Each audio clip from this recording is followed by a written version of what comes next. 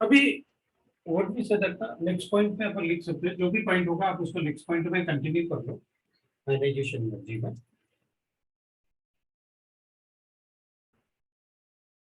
The energy required to remove electron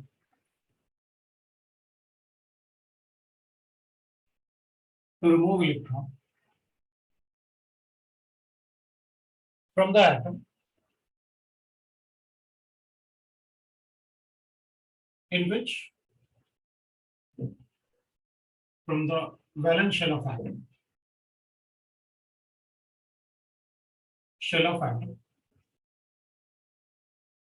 in which the inner orbital contain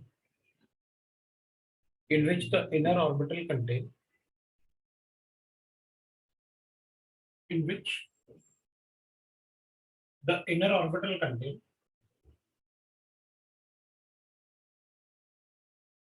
inner orbital have d or f orbitals, d and f orbitals. So energy required to remove the electron from the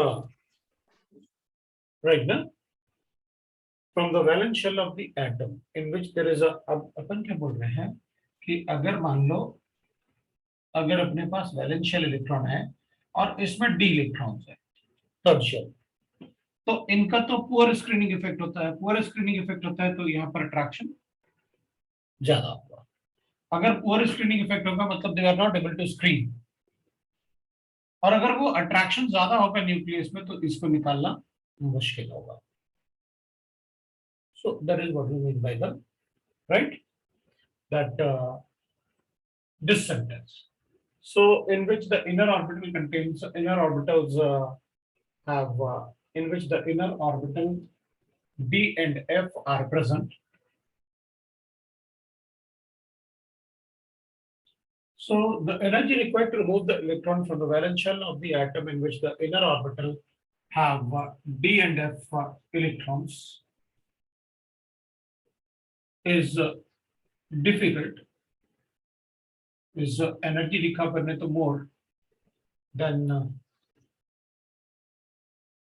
which do not have these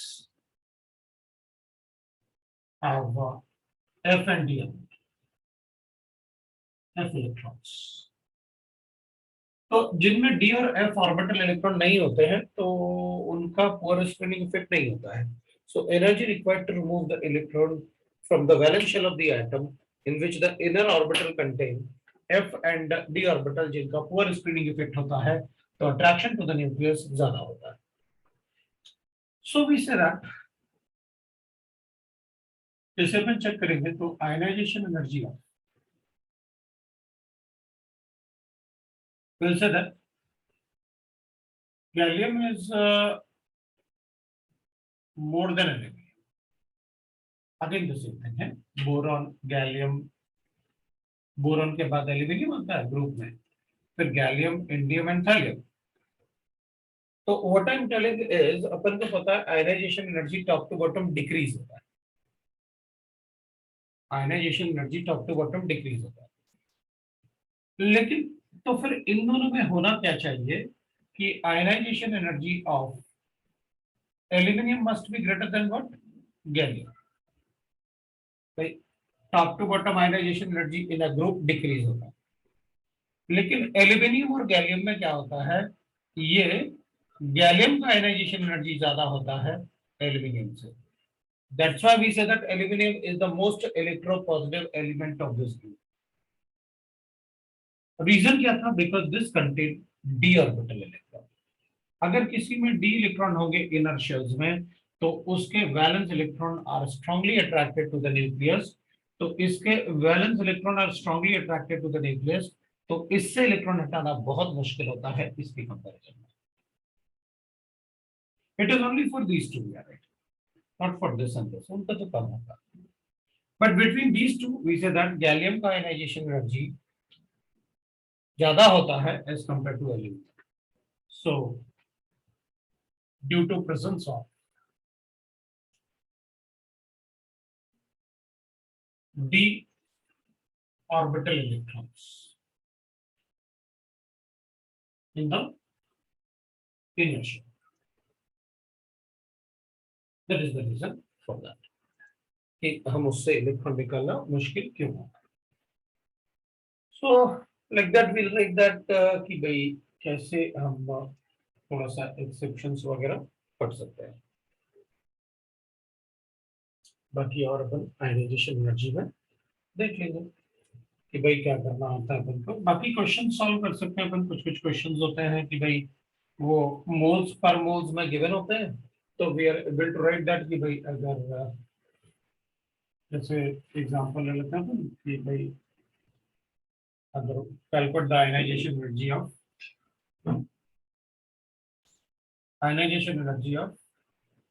2 gram of sodium atoms if the delta H of ionization is 496 kilojoule per mole. ना, तो उस type से अगर छोटा मोटा question अपन से पूछते हैं तो we are able to tell. तो calculate the ionisation energy of 2 gram of sodium atoms, तो वी नो दैट. अब डेल्टा एच तो हमेशा पर मोल के लिए गिवन होगा, तो we are able to write that number of moles of sodium of Na will be equal to how much? That is 2/23. So we'll say that जो given है अपन को कि भाई 1 mole of sodium requires 496 kilojoule of energy. So 2/23 moles of sodium will require 496 multiplied by divided by 1 multiplied by 2/23. इसको calculate करेंगे और kilo joules में बता देंगे. This is the ionisation. तो इस टाइप से मतलब हाफ मोल का कितना होगा या गिवन मोल्स अपन को गिवन है किसी भी एटम के लिए तो कितना होगा, लाइक दैट अपन को क्वेश्चंस मिल सकते. That is about the ionisation. ठीक है. सो और प्रीवियस क्लास में अपन काफी कुछ आयनाइजेशन एनर्जी में पढ़ भी चुके हैं. ठीक है. तो we can write that is the ionisation. अब अपन बात कर सकते हैं इलेक्ट्रॉन अफिनिटी.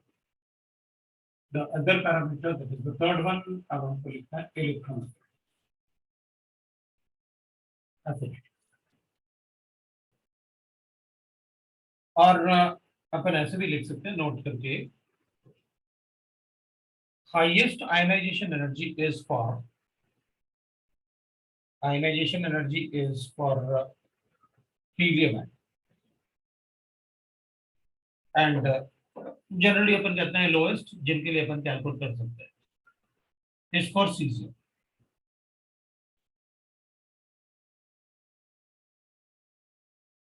है ना. लोएस्ट सीजियम के लिए होता है और हाईएस्ट हीलियम के लिए होता है आयनाइजेशन एनर्जी. तो सबसे ज्यादा एनर्जी चाहिए आयनाइज करने के लिए हीलियम को और सबसे कम चाहिए सीजियम को. सीजियम का लोएस्ट आयनाइजेशन एनर्जी होगा. In a period, alkali metals have the low ionization energy. Electron affinity की बात करूंगा तो इलेक्ट्रॉन अफिनिटी को we can write like this. Again, it is related to the energy. Electron affinity is related to the energy. The unit will remain same, kilojoule, kilocalories, or electron volt. Like that, we'll have the units.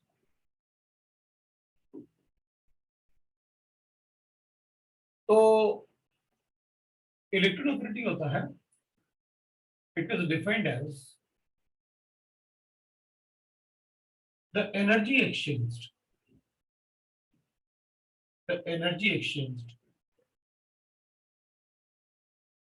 when an electron is added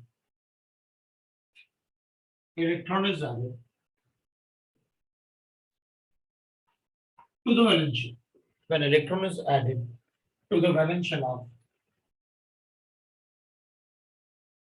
of and isolated to the valence shell of an isolated gaseous atom. gaseous atom. That is called the electron affinity. So that will be the electron affinity. We can say that.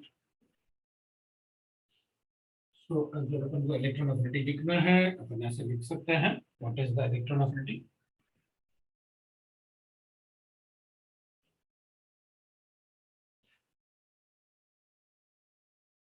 So we can write that example again. अगर हमारे पास Cl given है, the gaseous atom, और इसमें electron को add करते हैं तो will get Cl minus. अगर किसी भी गैसियस एटम में किसी भी एटम में इलेक्ट्रॉन को ऐड करोगे तो उस पर एक नेगेटिव चार्ज आएगा. So this will form Cl gaseous. अब एनर्जी एक्सचेंज है तो वो एंडोथर्मिक फिनोमेना भी हो सकता है, एक्सोथर्मिक फिनोमेना भी हो सकता है. और Cl में इलेक्ट्रॉन का addition is exothermic. So addition of electron in the Cl is an exothermic phenomena. इसमें energy liberate होता है 349.5 होता है, तो we'll write that.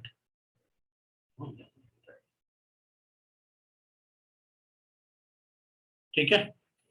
So 349.5 होता है तो अपन इसको 350 लेते हैं किलो जूल पर. So this is the energy which is liberated in the reaction. The energy which is liberated in the reaction is 350. तो अपन डेल्टा H भी लिख सकते हैं. फिर तो इसको इसमें अपन लिखेंगे डेल्टा H. तो डेल्टा H को अपन कहते हैं इलेक्ट्रॉन गेन एंथैल्पी. इसको बोलते हैं इलेक्ट्रॉन गेन एंथैल्पी. अपन इसको Eg जैसे ऐसे लिख भी देते हैं. तो इलेक्ट्रॉन गेन एंथैल्पी, वो enthalpy for the gain of electrons. So अगर एक्सोथर्मिक रिएक्शन है तो एंथैल्पी हमेशा नेगेटिव होता है. We know that. Kilo joule per mole. That is how we can write that. So delta H is electron gain enthalpy, where delta H for EgH is electron gain enthalpy. Enthalpy पर last time मैंने आपको बताया था what is enthalpy. So addition of electron in the chlorine is exothermic phenomena. Electron add करेंगे तो it will be like this. Similarly we can take another example, that is अगर मेरे पास fluorine है और gaseous state में given है तो electron add करेंगे तो we'll get the fluorine like this. इसमें फ्लोरीन बनेगा, गैसियस स्टेट बनेगा, and the energy liberated is 325 kilo joules per mole. अब अगर अपन इसको 325 लिखेंगे तो we know that delta H आप अब इलेक्ट्रॉन गेन एंथैल्पी है, we know that minus 325 kilo joule per mole लिखेंगे. That is how we can write. अब इन दोनों में अपन कहेंगे देखो इलेक्ट्रॉन का एडिशन क्लोरीन में ज्यादा एक्सोथर्मिक दिख रहा है रादर देन फ्लोरीन में. फिर फ्लोरीन में तो एनर्जी कम लिबरेट हो रहा है और क्लोरीन में ज्यादा लिबरेट हो रहा है. अगर एनर्जी लिबरेट इलेक्ट्रॉन एडिशन से एनर्जी लिबरेशन क्लोरीन में ज्यादा हो रहा है, इसका मतलब है क्लोरीन ज्यादा अच्छे से इलेक्ट्रॉन ले सकता है फ्लोरीन के कंपैरिजन में. हमें तो इस नंबर से मतलब है, जिसमें ये नंबर ज्यादा आएगा हम कहेंगे उसका इलेक्ट्रॉन लेने का टेंडेंसी ज्यादा है, ज्यादा एक्सोथर्मिक है. तो ये ज्यादा स्टेबल होगा इससे, इस रिएक्शन में ये इसके कंपैरिजन में ये कम स्टेबल होगा क्योंकि इसमें एनर्जी ज्यादा लिबरेट हो रही है. इसके कंपेयर जिस रिएक्शन में ज्यादा एनर्जी लिबरेट होगा मतलब वो ज्यादा एक्सोथर्मिक रिएक्शन है, उसका प्रोडक्ट ज्यादा स्टेबल है. सो इसका प्रोडक्ट ज्यादा स्टेबल है क्योंकि इसमें ज्यादा एनर्जी लिबरेट हो रहा है इसके कंपैरिजन में. So like that we can write कि भाई किसका इलेक्ट्रॉन. तो इससे अपन ये भी बता सकते हैं, बताओ क्लोरीन की इलेक्ट्रॉन लेने की टेंडेंसी ज्यादा होगी या फ्लोरीन की इलेक्ट्रॉन लेने की टेंडेंसी ज्यादा होगी. तो अपन कहेंगे दोनों में से ज्यादा एक्सोथर्मिक कौन सा, ये वाला, ये ज्यादा स्टेबल है इसके कंपैरिजन में. तो क्लोरीन की इलेक्ट्रॉन लेने की टेंडेंसी ज्यादा है फ्लोरीन से. Like that we will write. अभी आई एम नॉट टेलिंग कि सारे डाटा अपन को पता है, लेकिन मिनिमम डाटा जो मैं आपको बताऊंगा वो आपको पता होना चाहिए. मिनिमम डाटा जो मैं आपको लिख रहा हूं वो आपको पता होना चाहिए. Third example we can write for the oxygen atom. अगर मेरे पास ऑक्सीजन एटम गिवन है तो ये गैसियस एटम है, इसको एक इलेक्ट्रॉन ऐड करते हैं और इलेक्ट्रॉन ऐड करने के बाद will get that oxygen minus gaseous state. वैसे अपन सबको पता है, वो बताने की जरूरत नहीं है मुझे कि अगर अपन इलेक्ट्रॉन्स की बात करें तो ये 287 था और ये 288 हो जाएगा। ये 2 और 7 था, ये 2 आपने 8 कर दिया। ये 2 और 6 था, ये आपने 2 7 कर दिया। It will be like this अगर एक इलेक्ट्रॉन ऐड करेंगे तो इलेक्ट्रॉन ऐड करने से इसमें जो एनर्जी लिबरेट होता है वो 141 होता है किलो जूल पर। अब 140 कर देते हैं, उसको फर्क नहीं पड़ेगा, राइट ना, थोड़ा सा मतलब आसपास कर लेते हैं, कोई प्रॉब्लम नहीं है।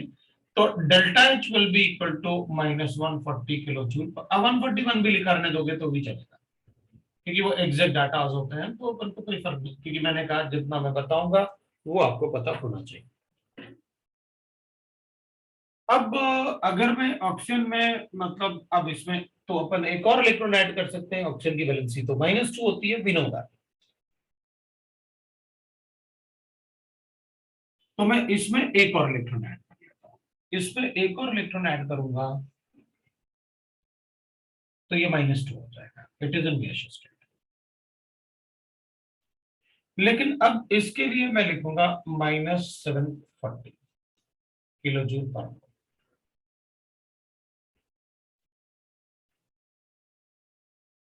इधर मैंने माइनस साइन लगाया। माइनस साइन लगाने का मतलब है कि आप इस वैल्यू को इधर लिखना चाहते हो, मतलब आपने एनर्जी दी। ये एंडोथर्मिक रिएक्शन है, ये एक्सोथर्मिक रिएक्शन है, ये एक्सोथर्मिक रिएक्शन है, ये एक्सोथर्मिक रिएक्शन है, ये एंडोथर्मिक रिएक्शन। इधर आपने एनर्जी दी है। अगर आप एनर्जी दोगे तो मैं इसका डेल्टा एच लिखूंगा, that will be equal to +740 kilo joule per, that will be the energy.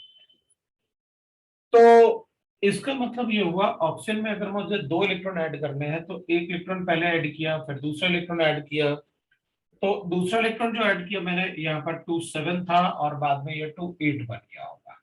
This is how we get. तो अगर मैं दोनों इलेक्ट्रॉन को ऐड करके ओवरऑल एनर्जी एक्सचेंज कैलकुलेट करना चाहूँ कि what will be the overall energy exchange, कि भाई टोटल एनर्जी कितना अपन ने एक्सचेंज हुआ उस प्रोसेस में, कंप्लीट प्रोसेस में जब अपन ने 2 इलेक्ट्रॉन ऐड किए, तो अपन कहेंगे ऑक्सीजन इन आइसोलेटेड स्टेट। इसमें 2 इलेक्ट्रॉन ऐड करूंगा, मैंने दोनों रिएक्शन को ऐड कर दिया तो ये तो कैंसिल हो जाएगा क्योंकि दोनों तरफ होगा। तो अपन को मिलेगा oxygen -2 in a gaseous state. और जो एनर्जी एक्सचेंज होगा the delta H will be, इन दोनों को ऐड करेंगे, सो 740 माइनस 141 लिखूंगा तो 9 और 13 अगेन 9, सो 6 और 1 5, 599 के आसपास आ जाएगा। And that is positive kilo joule per, that is what we get, kilo joule per. So यहाँ पर जो इलेक्ट्रॉन मैंने ऐड किया है, यहाँ पर इलेक्ट्रॉन ऐड किया तो it is a endothermic process. अब अपने दिमाग में बहुत सारे क्वेश्चन आ रहे होंगे कि सर एक बार बताओ, ये 2 7 था, ये 2 8 बन रहा है, तो इलेक्ट्रॉन ऐड होने से उसका तो इलेक्ट्रॉनिक कॉन्फ़िगरेशन, उसका तो वैलेंस शेल कंप्लीट हो रहा है, कंप्लीट हो रहा है, तो उसको स्टेबल होना चाहिए। तो फिर ये एंडोथर्मिक क्यों हुआ? क्योंकि ये तो स्टेबल होना चाहिए। रीजन इज, जब ये न्यूट्रल एटम था तो अपन इलेक्ट्रॉन को ऐड कर रहे थे न्यूट्रल एटम। अभी आप इलेक्ट्रॉन को ऐड कर रहे हो नेगेटिव चार्ज में, इसके पास नेगेटिव चार्ज है और आप चाहते हो कि जिसमें नेगेटिव चार्ज है उसमें मैं इलेक्ट्रॉन भी ऐड करूं। कैसे ऐड हो भाई? ये नेगेटिव चार्ज तो इस नेगेटिव चार्ज को रिपेल करेगा ना, अगर रिपेल करेगा तो हमें फोर्सफुली इलेक्ट्रॉन देना पड़ेगा। तो यहां पर ये नेगेटिव चार्ज था, इस पे नेगेटिव चार्ज नहीं था। सो इसका मतलब तो ये हो गया कि अगर किसी भी एटम, आइसोलेटेड एटम में अगर अपन उसे सेकेंड इलेक्ट्रॉन ऐड करें तो वो क्या हमेशा एंडोथर्मिक होगा? क्योंकि अगर एक एटम पे पहले से नेगेटिव चार्ज है और उसमें फिर से अपन इलेक्ट्रॉन ऐड करें तो वो हमेशा बहुत ज्यादा एंडोथर्मिक प्रोसेस होगा। आप एनर्जी देख सकते हो, आपने इलेक्ट्रॉन ऐड किया तो 141 आया, लेकिन इधर एनर्जी कितना है? 740। 740 मतलब आपने नेगेटिव चार्ज को नेगेटिव चार्ज में ही ऐड किया, तो ऑब्वियसली बात है बहुत ज्यादा एनर्जी यूज करना पड़ेगा। सो सेकेंड इलेक्ट्रॉन मतलब आप ऐसे लिख सकते हो, एडिशन ऑफ सक्सेसिव इलेक्ट्रॉन, मतलब एक के बाद जब दूसरा इलेक्ट्रॉन ऐड करोगे तो वो एंडोथर्मिक होगा, थर्ड ऐड करोगे तो और ज्यादा एंडोथर्मिक होगा। मतलब अगर बिल्कुल वैसे ही अगर अपन अज्यूम कर लें कि मेरे पास सपोज करते हैं, अब अपन को डाटा की जरूरत नहीं पड़ेगी, सपोज अपन कहेंगे कि देखो भाई, अगर मैं एग्जांपल 4 ले लेता हूं, मेरे पास नाइट्रोजन है, गैसियस स्टेट है, एक इलेक्ट्रॉन ऐड किया, I got that it is nitrogen. अब इसमें जो भी होता हो हमें नहीं पता, मतलब पहले वाले में, क्योंकि पहले वाले इलेक्ट्रॉन एडिशन को ही अपन कहते हैं इलेक्ट्रॉन अफिनिटी, तो इसमें मुझे डेल्टा एच की बने, और फिर नाइट्रोजन में जब अपन दूसरा इलेक्ट्रॉन ऐड करेंगे ना, तो 100% ये तो एंडोथर्मिक होने वाला है, मतलब ये एंडोथर्मिक प्रोसेस है। और अगर मैं नाइट्रोजन -2 में एक इलेक्ट्रॉन और ऐड करूंगा तो इट विल बी नाइट्रोजन -3, ये भी एंडोथर्मिक प्रोसेस है। और ये डेल्टा H1 भी एंडोथर्मिक प्रोसेस, नाइट्रोजन के केस में तो पहला वाला भी एंडोथर्मिक होता है, नाइट्रोजन के केस में वो मैं बताऊंगा अभी, मतलब कि भाई किसके लिए एंडोथर्मिक होगा किसके लिए नहीं होगा, वो अपन चेक करेंगे अभी। तो इसमें डेल्टा एच का जो H3 का वैल्यू होगा ना, वो बहुत बहुत ज्यादा होगा डेल्टा H2 से, और डेल्टा H2 का वैल्यू बहुत ज्यादा होगा डेल्टा H1 से। सभी एंडोथर्मिक, लेकिन ये बहुत बहुत ज्यादा होगा इससे, क्योंकि अब इसमें दो नेगेटिव चार्ज हैं और फिर उसमें आप इलेक्ट्रॉन ऐड कर रहे हो, तो ऑब्वियसली बात है एक नेगेटिव चार्ज और इलेक्ट्रॉन का एडिशन थोड़ा सा इजी होगा एज कंपेयर टू अगर दो नेगेटिव चार्ज आ जाए फिर आप इलेक्ट्रॉन को ऐड करोगे। तो sir successive addition of electron मतलब सेकेंड एडिशन और थर्ड एडिशन और fourth addition of electron is always a highly endothermic process, इतना ज्यादा कि ओवरऑल प्रोसेस जो लिखेंगे अपन इनको ऐड करके वो हमेशा एंडोथर्मिक आएगा। So addition of second, third, fourth electrons in any atom or ion is always a endothermic process. Endothermic process. वो हमेशा endothermic process होता है. So this is electron affinity.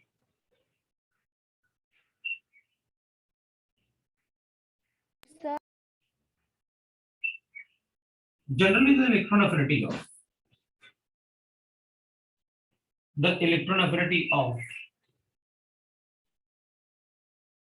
non-metal is more than metals. Metals electron positive होते हैं, वो electron देना चाहते हैं, लेकिन नॉन मेटल्स इलेक्ट्रॉन नेगेटिव होते हैं, वो इलेक्ट्रॉन लेना चाहते हैं।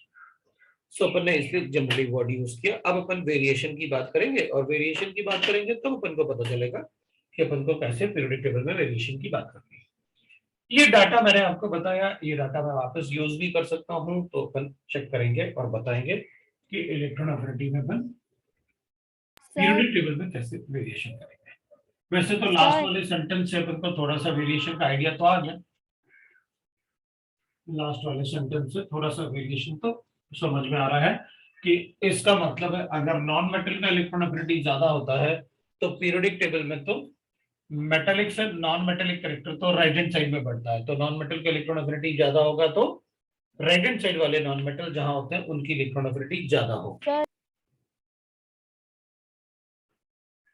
कोई डाउट है? हाँ सर सर ऑक्सीजन के केस में जब वो दो इलेक्ट्रॉन गेन करेगा तभी वो उसका ऑक्टेट कंप्लीट होगा ना, तो फिर उसके लिए वो अच्छा है, तो फिर वो फोर्सफुली थोड़ी ना हुआ। तो ऐसा थोड़ी होता है एक साथ दो इलेक्ट्रॉन ले लेगा,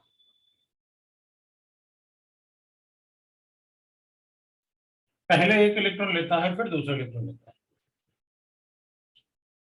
एक इलेक्ट्रॉन सर लेगा उसका तो एनर्जी, स्टेबिलिटी एक इलेक्ट्रॉन लेगा तो एनर्जी लिबरेट हुई। दूसरा देख के दिखाओ, दूसरा देख के दिखाओ। सर और ऐसा कभी नहीं होगा ना कि पहले इलेक्ट्रॉन को जो ऐड करने में जितना एनर्जी लगेगा उतना ही दूसरे को भी ऐड करने के लिए लगेगा? ये कैसे हो सकता है? ये कैसे हो सकता है? इसका मतलब है तुम मुझसे ये कह रहे हो कि अगर मेरे पास हीलियम है तो एक इलेक्ट्रॉन को निकालने के लिए जितनी एनर्जी चाहिए दूसरों को भी निकालने के लिए उतनी एनर्जी चाहिए। मतलब आप मुझसे ये कह रहे हो कि दो प्रोटॉन दो इलेक्ट्रॉन को अट्रैक्ट करेंगे तो एक इलेक्ट्रॉन जो उसमें से निकालना है, उसके बाद जो दूसरा इलेक्ट्रॉन निकालेंगे उसको भी उतनी एनर्जी लगेगी जितनी इधर से एक इलेक्ट्रॉन को निकालने के लिए लगेगी। ऐसा थोड़ी होता है। Yes sir. बताओ दोनों में से ज्यादा स्टेबल कौन है? Sodium atom, sodium ion? Ion, sodium ion. Hmm. Sodium ion. Ion. Atom ज्यादा स्टेबल, वो तो पॉजिटिव चार्ज है, सभी से रिएक्ट करेगा। ये किसने कहा? कि मैंने कब कहा आपको कि इलेक्ट्रॉन इससे ऑक्टेट कंप्लीशन से आप स्टेबिलिटी देखना आयन और एटम? मैंने कभी नहीं कहा। ये तो इलेक्ट्रॉनिक कॉन्फ़िगरेशन स्टेबल है, एटम और आयन थोड़ी स्टेबल है भाई। इससे इलेक्ट्रॉन सर निकालना या इसको इलेक्ट्रॉन देना, इलेक्ट्रॉन निकालना या देना प्रॉब्लम है, रिएक्शन तो अलग होता है ना। तो इसको इलेक्ट्रॉन सर देना मतलब इट इज हाईली, आप नेगेटिव चार्ज में नेगेटिव चार्ज ऐड करना चाहते हो, वो कैसे हो जाएगा? और ऐसे थोड़ी होता है कि ऑक्सीजन आइसोलेटेड एटम में दोनों इलेक्ट्रॉन एक साथ दे दो, वो क्यों लेगा भाई? एक एक इलेक्ट्रॉन लेता है हमेशा, तभी तो अपन सक्सेसिव की बात करते हैं। आयनाइजेशन एनर्जी मतलब ऐसे नहीं होता कभी, चलो दोनों इलेक्ट्रॉन एक साथ निकाल देते हैं, नहीं, एक एक इलेक्ट्रॉन निकलेगा। पहले एक इलेक्ट्रॉन निकालोगे हीलियम से, the energy required is 29 electron. दूसरा इलेक्ट्रॉन निकालो, the energy required is 55.4.5, 4.4 electron. अलग अलग होगा ना, ऑब्वियस सी बात है। जब फर्स्ट इलेक्ट्रॉन निकाल रहे थे आप, तो दो इलेक्ट्रॉन को दो प्रोटॉन अट्रैक्ट कर रहे थे। अब जब ये चला गया तो दो प्रोटॉन को एक ही इलेक्ट्रॉन, दो प्रोटॉन एक ही इलेक्ट्रॉन को अट्रैक्ट कर रहे थे, तो ऑब्वियसली बात है एनर्जी ज्यादा यूज होगा। सर बोलो। सर तो फिर जो ऑक्सीजन एटम है उसका ऑक्सीजन -2 आयन से ज्यादा स्टेबल होगा ना? ऑब्वियसली। सर मतलब जो न्यूट्रल एटम है वो ज्यादा स्टेबल होगा हमेशा? मैंने तो इतने बार सोडियम में भी यही बताया कि केमिकल रिएक्टिविटी में न्यूट्रल एटम, अपन केमिकल रिएक्टिविटी मतलब केमिकल रिएक्टिविटी की बात करते हैं, reaction chemical reaction, neutral atom का हमेशा ज्यादा होगा, चाहे वो कोई भी चार्ज। केमिकल रिएक्टिविटी, अपन कोई ऑक्टेट थोड़ी पढ़ रहे हैं, अपन तो केमिकल रिएक्टिविटी। अब चेक करते हैं variation the periodic table. So variation of electron affinity,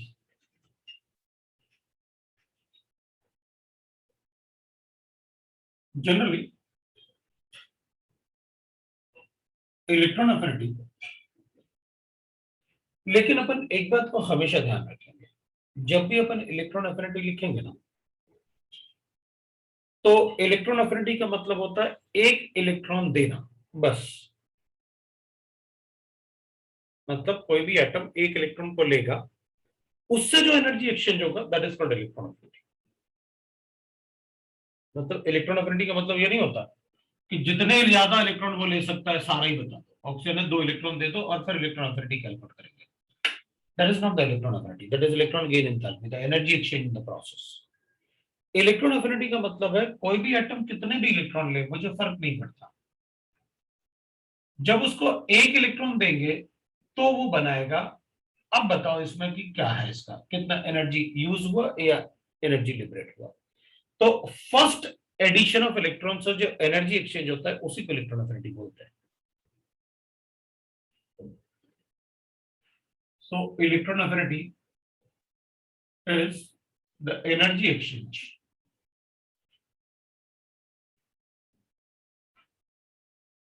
for addition of one electron, by addition of one electron, उसको कहते हैं electron। मतलब अगर कोई अपन से पूछेगा कि बताओ ऑक्सीजन का इलेक्ट्रॉन एफिनिटी होता है या नहीं होता है, मतलब इलेक्ट्रोनेफिलिटी एक्सोथर्मिक है या एंडोथर्मिक है, होता है मतलब एक्सोथर्मिक है। तो अपन कहेंगे ऑक्सीजन का इलेक्ट्रोनेफिलिटी, ये तो होगा नहीं, ये होगा भाई इलेक्ट्रोनेफिलिटी, ऑक्सीजन का इलेक्ट्रोनेफिलिटी। तो अपन कहेंगे ये तो आपने अभी बताया था एक्सोथर्मिक है, तो हाँ पर ठीक है, ऑक्सीजन का इलेक्ट्रोनेफिलिटी इज एक्सोथर्मिक फिनोमेना। तो अभी तो आप बोल रहे थे ऐसे डेल्टा एच, ऐसे बोल रहे थे आपकी ओवरऑल डेल्टा एच तो पॉजिटिव होता है। हाँ तो मैंने कब कहा कि ये इसकी इलेक्ट्रोनेफिलिटी है, ये सेकंड स्टेप होगा, तो इसमें 740 बताया आपने, और ओवरऑल जो है तो ऑक्सीजन को 2 इलेक्ट्रॉन दूंगा तो it will get converted to -2। 2 electron, हाँ 2 इलेक्ट्रॉन ही दिया मैंने, सेकंड इलेक्ट्रॉन थोड़ी दिया, तो सेकंड इलेक्ट्रॉन दिया। तो इसमें आपने 599 कहा, तो ये इलेक्ट्रोनेफिलिटी नहीं होगी इसकी, मतलब ऐसे लिखूंगा अगर इलेक्ट्रोनेफिलिटी के लिए तो वो गलत है। इलेक्ट्रोनेफिलिटी जब वर्ड यूज होगा तो इसका मतलब है एक इलेक्ट्रॉन देने से क्या एनर्जी एक्सचेंज है, मतलब पहले ही वाले से बतानी होती है इलेक्ट्रोनेफिलिटी, एंटायर नहीं बताना होता, पूरा नहीं बताना होता। तो फिर पूरे का क्या होगा, तो गिवन होगा ना कि बताओ ऑक्सीजन में 2 इलेक्ट्रॉन ऐड करेंगे तो क्या होगा, नाइट्रोजन में 3 इलेक्ट्रॉन ऐड करेंगे तो क्या होगा, एंडोथर्मिक, क्योंकि सक्सेसिव तो हमेशा एंडोथर्मिक होता है, फर्स्ट के बाद बाकी सभी हमेशा एंडोथर्मिक होंगे।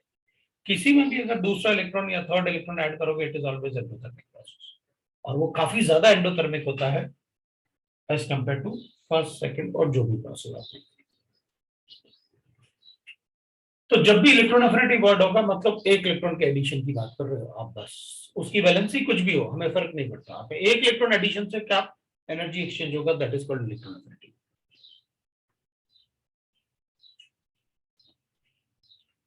So electronaffinity increases from LHS to RHS because non-metallic character increases.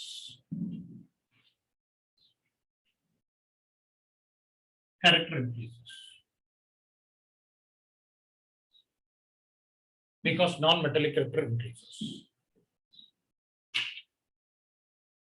और नॉन मेटल्स का इलेक्ट्रॉन, नॉन मेटल्स और इलेक्ट्रोनेगेटिव ना, उनको इलेक्ट्रॉन लेने की टेंडेंसी ज्यादा होती है, मेटल्स की इलेक्ट्रॉन देने की टेंडेंसी ज्यादा होती है,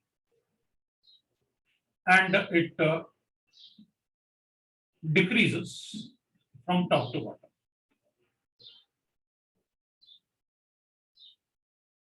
because electropositive character increases. Electropositive character increases.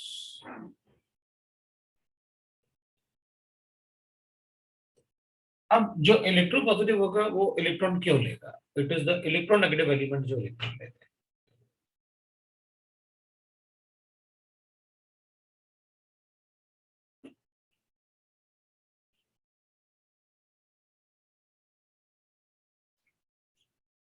All elements are electronaffinity. They're exothermic. अब electron affinity word add use करेंगे, इसका मतलब है कि अपन एक इलेक्ट्रॉन के एडिशन की बात कर रहे हैं, मतलब ऑलमोस्ट सारे एलिमेंट जो भी होंगे सभी में इलेक्ट्रॉन एफिनिटी जो होता है वो नेगेटिव वैल्यू आती है, डेल्टा एच की वैल्यू नेगेटिव आती है। अगर आपने लिखा ऑल हैव इलेक्ट्रॉन एफिनिटी मतलब एक इलेक्ट्रॉन के एडिशन से एक्सोथर्मिक होता है, तो किसी को भी अपन एक इलेक्ट्रॉन देंगे तो वो एक्सोथर्मिक फिनोमेना होता है। लेकिन अगर अपन कहेंगे सर ऐसे है तो मान लो नहीं होना है, 1s2 2s2 p6, इसको इलेक्ट्रॉन दोगे तो मुझे एक थर्ड शेल क्रिएट करना पड़ेगा क्योंकि इसका ऑक्टेट तो कंप्लीट था, p6 है ना। तो noble gases doesn't take electrons, इसका मतलब है अगर इसको इलेक्ट्रॉन देना है तो एनर्जी देनी पड़ेगी क्योंकि मुझे एक्स्ट्रा शेल करना जनरेट करना पड़ेगा, मतलब इसका पहला स्टेप ही पॉजिटिव हो जाएगा। तो आपके पास नियॉन है 2 8 है, अब अगर इसको इलेक्ट्रॉन देना है तो मुझे एक थर्ड शेल क्रिएट करना पड़ेगा जो कि अनस्टेबल बनाएगा उसे, नियॉन नेगेटिव, तो इलेक्ट्रॉन नहीं लेते हैं। और देना है तो आप अपन जबरदस्ती देंगे, एनर्जी देके इलेक्ट्रॉन देंगे, मतलब उसके लिए एंडोथर्मिक हो जाएगा। तो कुछ एलिमेंट्स ऐसे होंगे जिनके लिए इलेक्ट्रॉन एफिनिटी पॉजिटिव होता है। तो अब अपन क्या करेंगे, all elements have electron affinity, मतलब they have show the exothermic process. कुछ एलिमेंट्स ऐसे होते हैं जो इलेक्ट्रॉन नहीं लेते, तो उनको अगर इलेक्ट्रॉन देना है तो एंडोथर्मिक प्रोसेस, मतलब उनकी इलेक्ट्रॉन एफिनिटी होती नहीं है, हम उन्हें जबरदस्ती एनर्जी देके इलेक्ट्रॉन देंगे. सो वी से दैट अगर ये इलेक्ट्रॉन एफिनिटी नहीं है, अगर ये इलेक्ट्रॉन लेना नहीं चाहता, तो मैं इलेक्ट्रॉन एनर्जी देके दूंगा इसको, इलेक्ट्रॉन एक्स्ट्रा शेल जनरेट करूंगा, अनस्टेबल बनाऊंगा, लेकिन इलेक्ट्रॉन दूंगा. तो इलेक्ट्रॉन जबरदस्ती दोगे तो ठीक है, फिर उसके लिए आपको पॉजिटिव बताना पड़ेगा कि आपको एनर्जी देके इलेक्ट्रॉन ऐड करना. तो सभी एलिमेंट्स में इलेक्ट्रॉन एफिनिटी एक्सोथर्मिक होता है, एक्सेप्ट नोबल गैसेस. उनका इलेक्ट्रॉन एफिनिटी नहीं होता, उनकी इलेक्ट्रॉन एफिनिटी 0, वो नहीं लेते इलेक्ट्रॉन, उनको एनर्जी देके डेल्टा एच पॉजिटिव, मतलब एंडोथर्मिक प्रोसेस होता है. Noble gases, alkaline earth metals,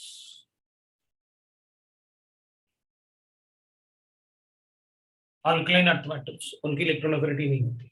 alkaline earth metal क्यों? क्योंकि जैसे अपन बेरिलियम लिखेंगे that is alkaline earth metal, 1s2 2s2, उनका ऑक्टेट कंप्लीट था. जिनका ऑक्टेट, जिनका सबशेल कंप्लीट होता है ना, उनमें एनर्जी देना एंडोथर्मिक हो जाएगा, ऑक्टेट कंप्लीट होता है. तो सभी में होगा वो, तो बेरिलियम, मैग्नीशियम, भाई मैग्नीशियम होगा तो 3s2 हो जाएगा, लाइक दैट. सर बोलो. सर अल्कलाइन अर्थ मेटल का मतलब ये है ना पूरे ग्रुप 2 के एलिमेंट? मेरे ख्याल से नोबल गैस का भी यही मतलब था. सर वो मेटल पढ़ के थोड़ा कंफ्यूज हो गया. हाँ तो लिखा ना अल्कलाइन अर्थ मेटल, मतलब समझ में आ गया ना, और आपने एग्जांपल भी दिए, तो पूरा मतलब हाँ. अल्कलाइन अर्थ मेटल तो अपने ग्रुप को कहा था, नोबल गैस तो गैसेस तो अपने ग्रुप को कहा है, तो अपन तो ग्रुप की बात कर रहे होंगे, इसका मतलब ठीक है ना.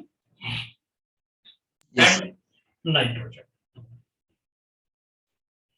अब इसमें ग्रुप नहीं है, अगर ग्रुप होता तो मैं पूरा लिखता पेनेकोजेंस, मैंने सिर्फ एक एटम लिखा हुआ है नाइट्रोजन. ये वो एलिमेंट है जिनके लिए ये एंडोथर्मिक, बाकी सभी के लिए वो एक्सोथर्मिक होता है. इनके लिए इलेक्ट्रॉन अगर दोगे आप तो वो एंडोथर्मिक होगा. मैंने यहां भी कहा था आपसे कि नाइट्रोजन में पहला इलेक्ट्रॉन ऐड करना ही एंडोथर्मिक है. नाइट्रोजन के केस में I am not talking about nitrogen group, मैंने सिर्फ नाइट्रोजन लिखा, ठीक है. तो अगर मेरे पास ऐसे है, सपोज मेरे पास सोडियम है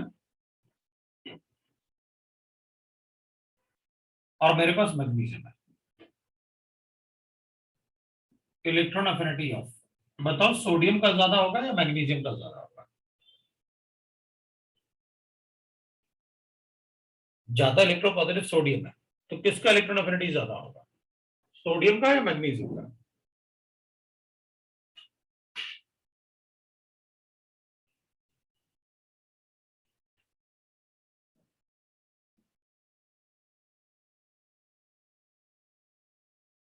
Why nitrogen doesn't take electron? भाई वो नहीं लेता, हाफ फिल्ड ऑर्बिटल है ना नाइट्रोजन का, इसलिए nitrogen has half filled orbital ना, इसलिए नहीं लेता वो इलेक्ट्रॉन. Okay sir. अब बताओ इन दोनों में किसका ज्यादा होगा? तो अपन कहेंगे सोडियम का ज्यादा, बिकॉज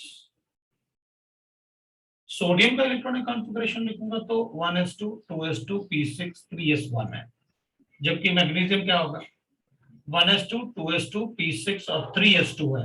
इसका ऑर्बिटल ऑलरेडी कंप्लीटेड है, अगर मैं इसको इलेक्ट्रॉन दूंगा तो इसका ऑर्बिटल कंप्लीट हो जाएगा, अगर इसको इलेक्ट्रॉन दूंगा तो मुझे नया सबशेल जनरेट करना पड़ेगा, राइट ना. इसको इलेक्ट्रॉन दूंगा तो इसका सबशेल कंप्लीट हो जाएगा, ये ऑलरेडी कंप्लीट है. और वैसे भी आपने बता रखा था noble gases doesn't, this alkaline earth metal doesn't take electrons, वो तो एंडोथर्मिक था, लिखा तो था इधर साफ साफ. अब क्या बोलेंगे, तो मैंने तो लिखने के बाद ही तुरंत पूछा, तो आप बता सकते हो कि आपने इसमें अल्कली मेटल तो नहीं लिखा कि वो इलेक्ट्रॉन नहीं लेते. अल्कली मेटल नहीं लिखा इसका मतलब कि उनका एक्सोथर्मिक है इलेक्ट्रॉन लेना. आपने लिखा कि सभी का इलेक्ट्रॉन एफिनिटी एक्सोथर्मिक होता है एक्सेप्ट दिस.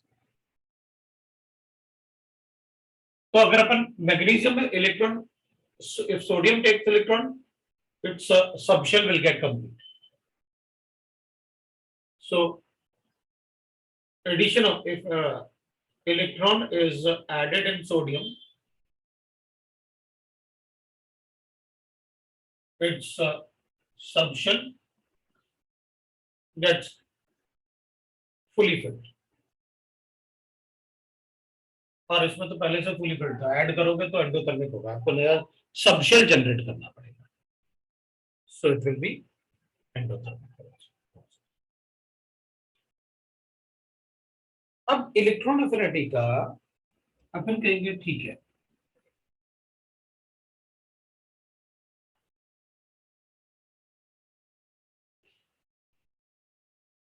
इलेक्ट्रॉन एफिनिटी में क्या होता है,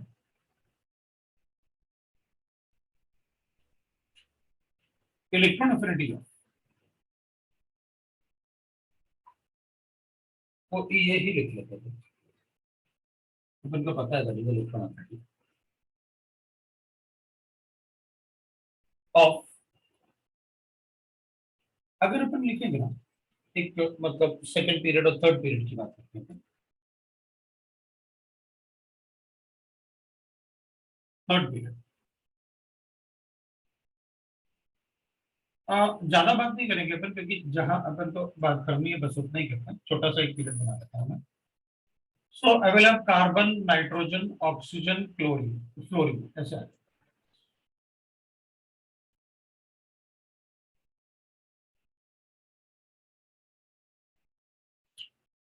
silicon, phosphorus, sulphur and chlorine.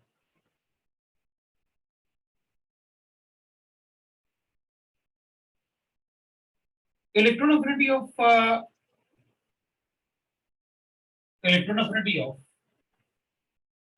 Cl is greater than F, sulfur is greater than oxygen, phosphorus is greater than nitrogen, and silicon is greater than carbon. इन दोनों में से ज्यादा नॉन मेटेलिक तो fluorine होगा, ज्यादा इलेक्ट्रोनेगेटिव तो फ्लोरीन होगा। फिर क्लोरीन का इलेक्ट्रॉन एफिनिटी ज्यादा क्यों होगा, और क्लोरीन तो पीरियोडिक टेबल में सबसे ज्यादा इलेक्ट्रॉन एफिनिटी क्लोरीन की होती है। वैसे अगर मैं आपसे पूछता भी कि बताओ दोनों में से ज्यादा इलेक्ट्रॉन एफिनिटी किसकी है, तब भी आप आंसर दे सकते थे। थोड़ी देर पहले अपन ने एग्जाम्पल 1 और एग्जाम्पल 2 लिखा था, इसमें इलेक्ट्रॉन एफिनिटी में जो एनर्जी एक्सचेंज हो रहा था वो 350 था, और इसमें जो एनर्जी लिबरेट हो रहा था वो 325 था, मतलब ये ज्यादा एक्सोथर्मिक है उससे, वो लिखा था। एक्चुअली जब अपन इलेक्ट्रॉन ऐड करते हैं ना, ये सेकंड और थर्ड पीरियड में एक्सेप्शंस हैं, वो अपन को देखना पड़ता है। अगर अपन क्लोरीन की बात करें तो फ्लोरीन में तो ऐसे हो जाएगा, फ्लोरीन, ये फ्लोरीन में 9 प्रोटॉन होते हैं, 2 इलेक्ट्रॉन होंगे, और इधर अपन को पता है 7 इलेक्ट्रॉन, 7 इलेक्ट्रॉन। और अगर अपन क्लोरीन की बात करेंगे तो अपन कहेंगे क्लोरीन में तो 17 प्रोटॉन्स होते हैं, और 17 प्रोटॉन, और फर्स्ट शेल में 2 इलेक्ट्रॉन्स होते हैं, फिर उसके बाद 8 होता है, और उसके बाद फिर 7 होता है। सो इधर अपन 8 लिख सकते हैं, और इधर 7 लिख सकते हैं।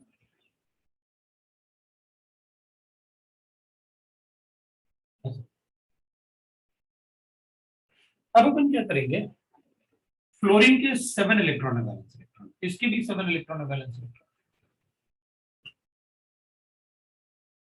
इसका साइज छोटा है, इसका साइज बड़ा है, इसका साइज छोटा है, इसका साइज बड़ा है, तो अपन कहेंगे electron density is more, electron density per unit area, per unit area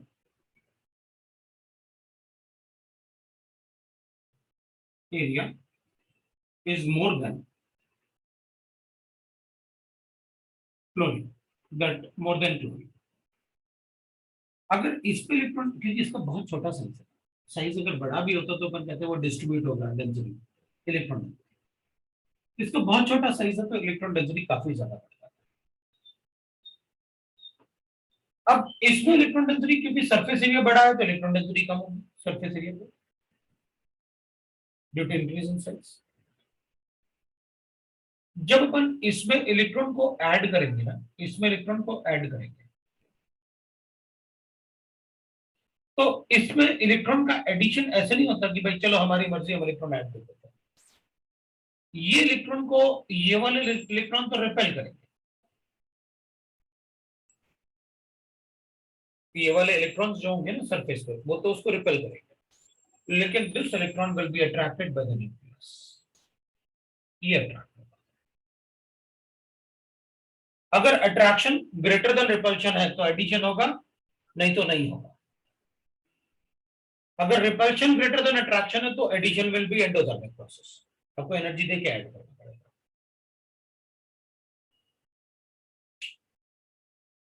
और इसमें भी ऐसे ही होगा कि भाई इलेक्ट्रॉन जो है जो अपन ऐड करेंगे तो इसमें तो रिपल्शन होगा, लेकिन ये इलेक्ट्रॉन न्यूक्लियस में अट्रैक्ट होगा, ये अट्रैक्ट। अब दोनों में ही अट्रैक्शन ग्रेटर देन रिपल्शन है क्योंकि दोनों ही एक्सोथर्मिक है। इसका भी डेल्टा एच अपन ने लिखा और इसका भी डेल्टा एच अपन बताता है। डेल्टा एच अपन को दोनों के पता है। तो दोनों में ही अट्रैक्शन ग्रेटर देन रिपल्शन, लेकिन इसका अट्रैक्शन इसके रिलेटिवली ज्यादा होता है रिपल्शन से इसके कंपैरिजन में। क्यों? क्योंकि इस पे इलेक्ट्रॉन डेंसिटी ज्यादा होने की वजह से ये इलेक्ट्रॉन इनसे ज्यादा रिपेल करेगा, क्योंकि अगर electron density per unit area ज्यादा होगा तो इसके सरफेस पे इलेक्ट्रॉन डेंसिटी बहुत ज्यादा है तो इलेक्ट्रॉन को ऐड करना थोड़ा मुश्किल होगा क्योंकि रिपल्शन ज्यादा होगा। दोनों ही एक्सोथर्मिक है, मतलब दोनों में अट्रैक्शन रिपल्शन से ज्यादा ही है, लेकिन सरफेस पे जो दोनों के होने वाला है इलेक्ट्रॉन के साथ, मतलब ये वाला रिपल्शन वाला पार्ट, तो इसमें रिपल्शन थोड़ा ज्यादा होता है इसके कंपैरिजन। क्यों? क्योंकि यहाँ पर इलेक्ट्रॉन 7 तो है, 7 यहाँ भी है, लेकिन ये 7 ज्यादा सरफेस एरिया पे डिस्ट्रीब्यूटेड है इसके कंपैरिजन। सो इनके साइज छोटे होने की वजह से इनमें थोड़ा ज्यादा रिपल्शन होता है इनके कंपैरिजन, और इनके साइज छोटी होने की वजह से ये तो P3 होता है, और इस केस में अगर P3 होने की वजह से ये तो इलेक्ट्रॉन लेता भी नहीं है, इसलिए वो एंडोथर्मिक है नाइट्रोजन। भाई ये हाफ फिल्ड भी आ गया, half filled are stable than partially filled ना, ये हाफ फिल्ड भी है, ये P4 है, ये P5 है, ये P1 P2।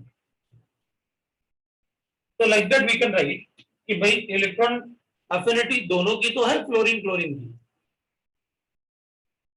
राइट, दोनों की तो है इलेक्ट्रॉन अफिनिटी, लेकिन विल से दैट कि उस केस में we are able to tell कि इसकी इलेक्ट्रॉन अफिनिटी थोड़ी कम होगी इसके कंपैरिजन। अब अपने पास कहेंगे कि भाई ठीक है सर, इसमें तो 2 ही शेल थे, इसमें 3 शेल थे, तो स्क्रीनिंग इफेक्ट भी आएगा। हाँ, तो न्यूक्लियर चार्ज भी तो ज्यादा है इसमें, स्क्रीनिंग इफेक्ट आएगा तो न्यूक्लियर चार्ज भी तो ज्यादा है। आप चेक करके देखिए इफेक्टिव न्यूक्लियर चार्ज, इसका इफेक्टिव न्यूक्लियर चार्ज और इसका इफेक्टिव न्यूक्लियर चार्ज दोनों का कैलकुलेट करो, जेड इफेक्टिव इसका ज्यादा आएगा। इसलिए मैंने सिर्फ रिपल्शन की बात की कि इसमें सरफेस एरिया की बात की कि 7 इलेक्ट्रॉन 7 इलेक्ट्रॉन, लेकिन इसमें रिपल्शन ज्यादा होगा उसमें कम होगा, न्यूक्लियर चार्ज इसमें ज्यादा है इससे। Okay sir. सर एक डाउट है। राइट, सर एक डाउट है। एक डाउट है तो बोलो। सर नाइट्रोजन में हाफ फिल्ड ऑर्बिटल होता है इसीलिए वो इलेक्ट्रॉन नहीं लेता है ना, तो ये सारे एलिमेंट्स के केसेस में क्यों नहीं है, मतलब जिनका भी हाफ फिल्ड होता है? सारे एलिमेंट के केसेस में इसलिए नहीं होगा कि हाफ फिल्ड है तो सारे एलिमेंट नहीं लेंगे। द रीजन इज वो साइज पे भी तो मैटर कर रहा है। अगर बाहर इलेक्ट्रॉन डेंसिटी ज्यादा है ही नहीं तो फिर उसमें क्या है, हाफ फिल्ड भी होगा तो भी इलेक्ट्रॉन ले लेगा। फिर फास्फोरस में भी 3 इलेक्ट्रॉन है P3, लेकिन P3 होने के बाद लेकिन सरफेस एरिया भी तो बढ़ गया ना, तो उधर खाली जगह भी तो बढ़ जाएगी, फिर तो इलेक्ट्रॉन का न्यूक्लियस में देखना इजीली हो जाएगा। इसलिए बड़े साइज होंगे तो इलेक्ट्रॉन ले लेगा वो। Okay sir.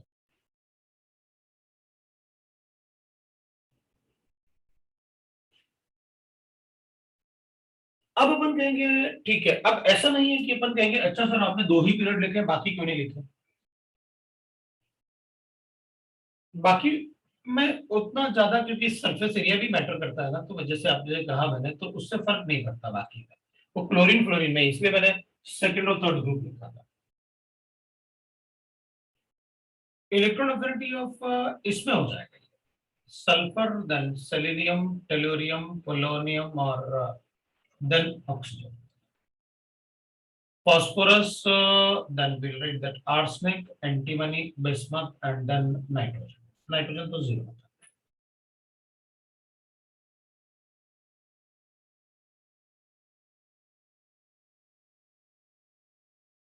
और इसमें फिर मतलब we'll say that, अब इसमें शायद अपन से नहीं पूछेगी, बस इतना ही लिख देते हैं। क्योंकि बहुत ज्यादा मतलब अभी सिर्फ मैं इस पे ही फोकस करके रखना चाहता था, लेकिन ये क्वेश्चन अपन से पूछ सकते हैं। ये वाला पार्ट ज्यादा ध्यान देना, बाकी इस वाले पार्ट पे जो करने लगा, क्योंकि उससे ही क्वेश्चन फ्रेम करेंगे।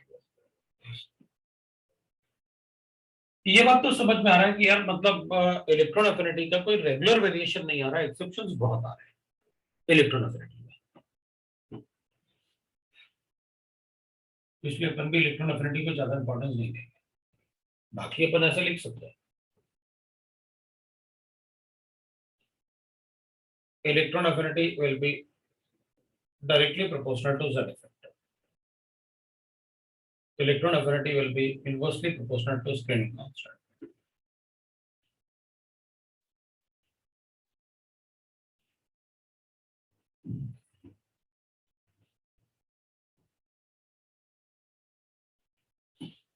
वो आप लिख सकते हैं।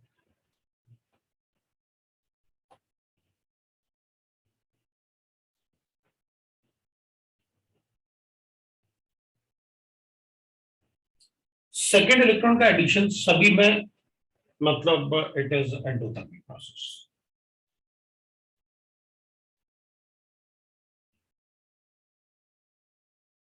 बाकी छोटा मोटा क्वेश्चन होगा जो मोल से कोरिलेटेड होता है, जैसे मैंने सोडियम में बताया था, तो वो अपन देख लेंगे। ये अपन को बहुत अच्छे से पता होना चाहिए, और ये भी अपन को बहुत अच्छे से पता होना चाहिए इलेक्ट्रॉन अफिनिटी। बाकी पॉइंट का कोई फर्क नहीं पड़ता सबको, डेफिनेशन के अलावा बाकी ये पॉइंट्स और वो एग्जांपल जो मैंने दिए, क्योंकि एग्जांपल से जो डाटा होता है, जिस एग्जांपल में डाटा लिख रहा हूँ ना, इसका मतलब है कि वो एग्जांपल अपन से काफी ज्यादा पूछे जाते हैं एग्जाम्स में, तो उनको डाटा के साथ बता देते हैं कि भैया वो तो अपन को डाटा भी पता है।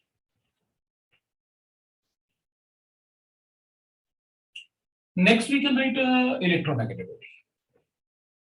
अब अपन लिखेंगे इलेक्ट्रोनेगेटिविटी।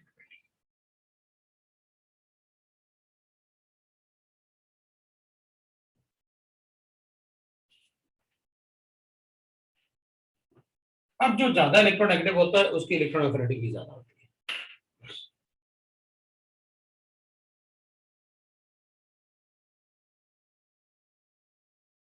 इलेक्ट्रोनेगेटिविटी जो होती है, it has no unit because it is a tendency. No unit, as it is a tendency. मतलब एक टेंडेंसी होती है, वो कोई मतलब एनर्जी से रिलेट नहीं होता है, एनर्जी कितना लिबरेट होगा। जैसे अपन ने इलेक्ट्रॉन अफिनिटी, आयनाइजेशन एनर्जी वगैरह लिखा अपन ने। अब धीरे धीरे और भी मतलब बहुत सारा पार्ट होगा ना, जैसे अभी बहुत सारा अगर अपन पढ़ेंगे तो उससे इससे अपने सारे क्वेश्चन सॉल्व हो जाएंगे, खत्म हुआ। फिर धीरे धीरे अपन को ना पीरियोडिक टेबल में इजीली, क्योंकि आगे पढ़ेंगे ना अपन जब चैप्टर्स, तो उसमें कहीं ना कुछ ऐसे सेंटेंस बोलता हूं मैं जिससे अपन को ये चीजें और इजी हो जाती है। और वो सेंटेंस अभी बोलूंगा तो लगेगा पता नहीं क्या बोल रहा है, तो वो भी अपन थोड़ा सा सोच के नहीं बोलते हैं अपन कि भाई रुको अभी थोड़ा सा। बट जिससे क्वेश्चन फ्रेम होगा वो मैं आपको सारी चीजें बता देता हूँ, चाहे वो कोई भी क्वेश्चन बुक हो, चाहे कोई भी एग्जाम हो, किसी भी एग्जाम में आप चेक करोगे तो यही आएगा। इलेक्ट्रोनेगेटिविटी जो होता है, इट इज अ टेंडेंसी, जैसे मैंने लिखा है, the tendency of an atom, the tendency of an atom to attract bonded pair of electron towards itself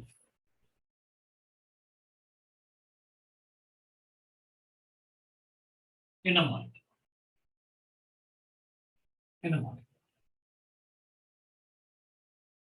That is called electronegativity.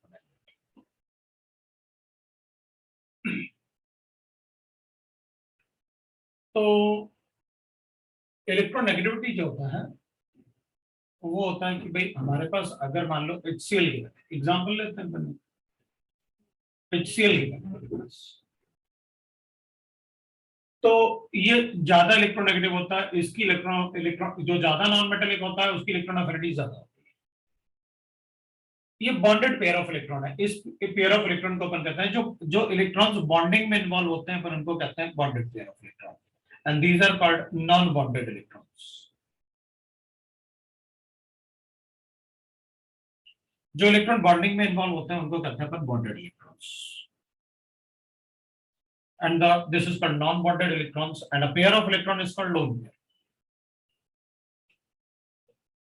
Pair of electron is called lone pair. Pair of free electron is called lone pair.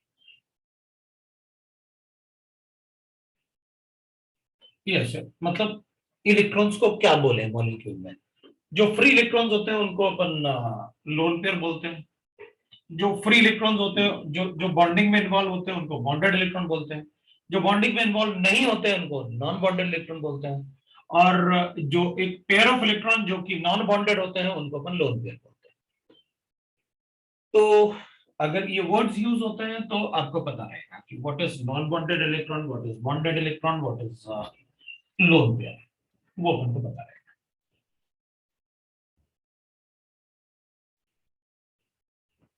अब इसमें अगर अपन check करेंगे तो ये ज्यादा electronegative होगा इससे, इसकी इलेक्ट्रॉन एफिनिटी ज्यादा है इससे, क्योंकि ये ज्यादा नॉन मेटेलिक है इससे, तो ये पेयर ऑफ इलेक्ट्रॉन ज्यादा शिफ्टेड होगा इसकी तरफ, मतलब the electron density is shifted towards the electronegative atom.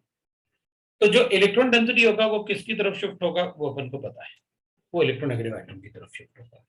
तो ये ज्यादा इलेक्ट्रॉन एफिनिटी है इसकी क्लोरीन की हाइड्रोजन से, क्योंकि ये ज्यादा इलेक्ट्रोनेगेटिव है, जो ज्यादा इलेक्ट्रोनेगेटिव होता है, जो ज्यादा नॉन मेटेलिक होगा वो ज्यादा इलेक्ट्रोनेगेटिव भी होता है, जो ज्यादा नॉन मेटेलिक होता है वो ज्यादा इलेक्ट्रोनेगेटिव भी होता है। हाइड्रोजन तो अल्किली मेटल के साथ प्लेस करते हैं,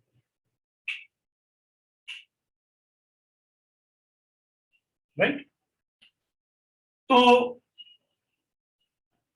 अब अपन को मान लो अपने पास गिवन है जैसे वाटर होता है, तो अपन कहेंगे ऑक्सीजन ज्यादा नॉन मेटल है तो ये ज्यादा इलेक्ट्रोनेगेटिव है। तो in the periodic table non metallic character अगर ज्यादा होगा तो इलेक्ट्रोनेगेटिविटी ज्यादा होती है, there is a regular variation.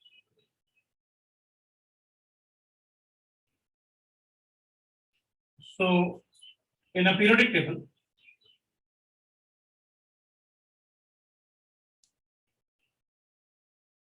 electronegativity increases from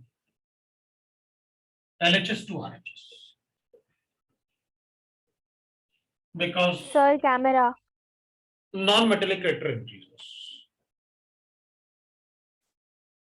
Because non-metallic character increases.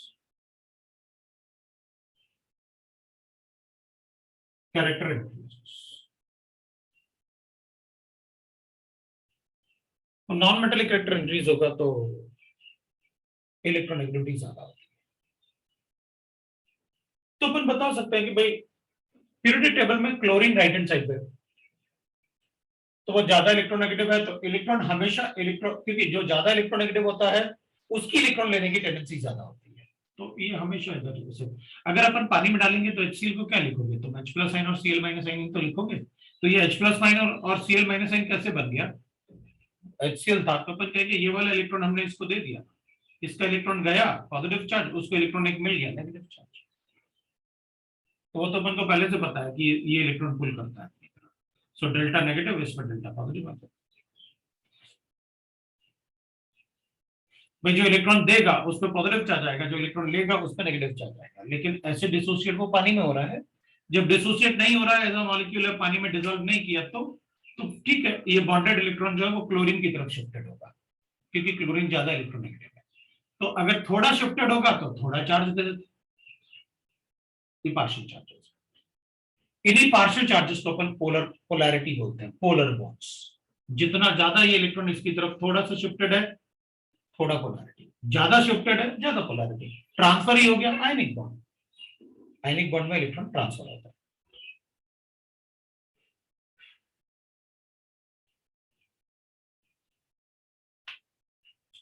So tendency of the electronegative atom to attract the shared pair of electron, ये electron sharing थी दोनों, shared pair of electron towards itself is called electronegativity. अब मान लो अपने पास ऐसे given है कि भाई वाटर होता तो कोई बात नहीं, ये इसको इलेक्ट्रॉन देगा, ये भी इसको इलेक्ट्रॉन देगा, क्योंकि ये शेयर्ड पेयर ऑफ इलेक्ट्रॉन्स हैं। ये भी इसका इलेक्ट्रॉन शिफ्ट होगा इसकी तरफ, क्योंकि ये ज्यादा इलेक्ट्रोनेगेटिव है, इससे भी इलेक्ट्रॉन लेगा क्योंकि वो ज्यादा इलेक्ट्रोनेगेटिव है। तो अपन कहेंगे इधर भी डेल्टा पॉजिटिव चार्ज है, इधर डेल्टा नेगेटिव चार्ज है, इधर भी डेल्टा पॉजिटिव चार्ज है, इधर डेल्टा नेगेटिव चार्ज है, इस पे दो डेल्टा नेगेटिव चार्ज, क्योंकि दो बॉन्ड्स है, तो अपन दो डेल्टा नेगेटिव चार्ज बोल सकते हैं। इस पे इस बॉन्ड के लिए भी एक डेल्टा पॉजिटिव और डेल्टा नेगेटिव, इस बॉन्ड के लिए भी एक डेल्टा पॉजिटिव डेल्टा नेगेटिव, जितने बॉन्ड्स उतना डेल्टा पॉजिटिव और delta negative. So we can say that whenever there is a bond between the two different atoms,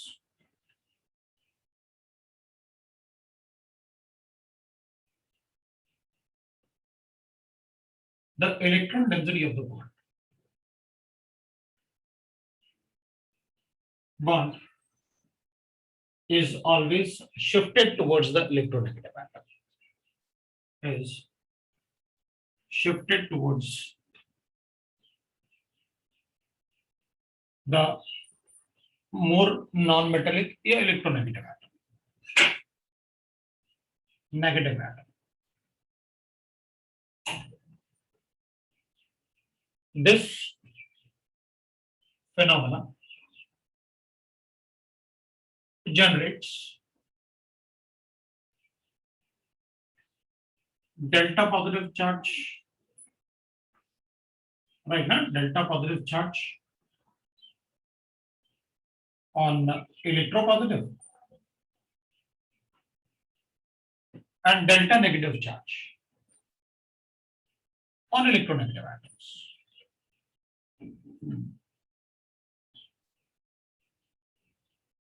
Negative atoms, ये बन जाएगा। अपन एक काम और करते हैं, डिफरेंस भी लिखते जाता है वैसे, क्योंकि इलेक्ट्रोनेगेटिविटी और इलेक्ट्रोनेगेटिविटी इनमें डिफरेंस लिखते हैं। इलेक्ट्रोनेगेटिविटी, क्योंकि इलेक्ट्रोनेगेटिविटी वही बोल रहे थे आप, इलेक्ट्रॉन लेने की टेंडेंसी, इलेक्ट्रॉन लेने की टेंडेंसी, और इलेक्ट्रोनेगेटिविटी भी कुछ ऐसे ही बोल रहे हो। इलेक्ट्रोनेगेटिविटी को अपन EN से डिनोट करते हैं, दैट इज इलेक्ट्रोनेगेटिविटी। सर क्या मेरा इलेक्ट्रॉन अफिनिटी और इलेक्ट्रोनेगेटिविटी की अगर अपन बात करेंगे,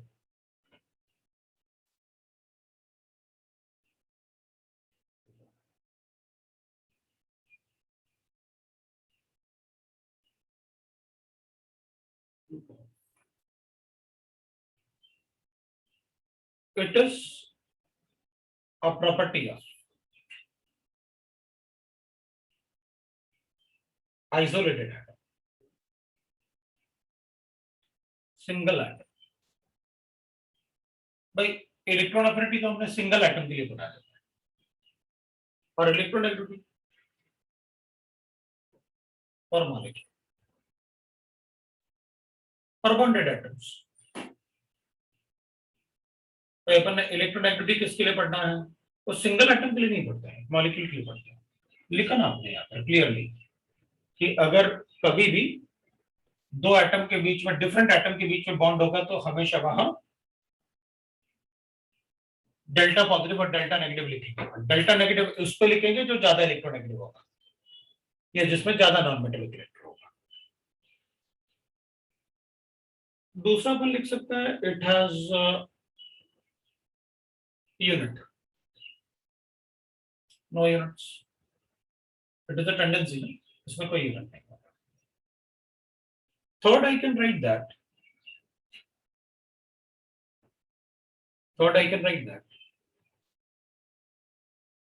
इलेक्ट्रॉन अफिनिटी का देयर इज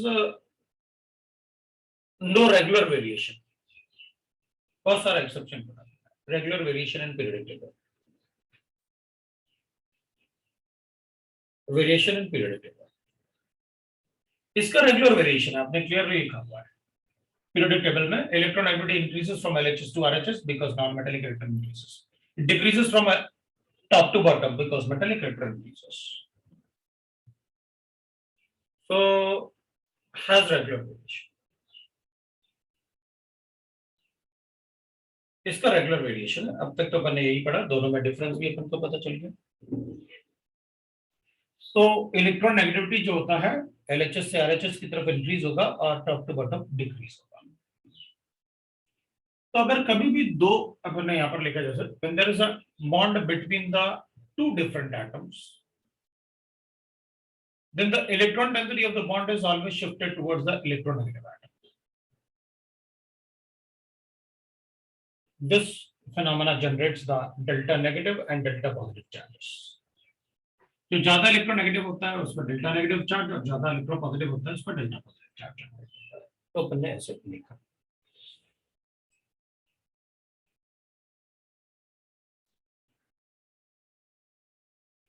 ये इलेक्ट्रोनेगेटिविटी है। अब अपन को कुछ पॉइंट्स लिख लेते हैं। पीरियोडिक टेबल में देयर इज रेगुलर वेरिएशन, इसमें ज्यादा कुछ पढ़ने की जरूरत नहीं है। LHS से RHS की तरफ इलेक्ट्रोनेगेटिविटी बढ़ती है, टॉप टू बॉटम डिक्रीज होती है। That's why it is a periodic properties. अगर हमें LHS से RHS की तरफ पता है तो हमको टॉप टू बॉटम भी पता है।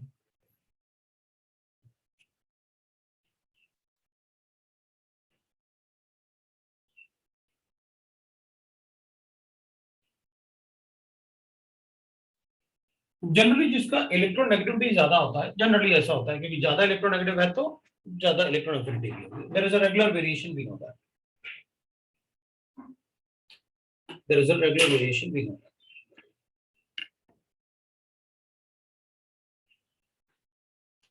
Most electronegative element is fluorine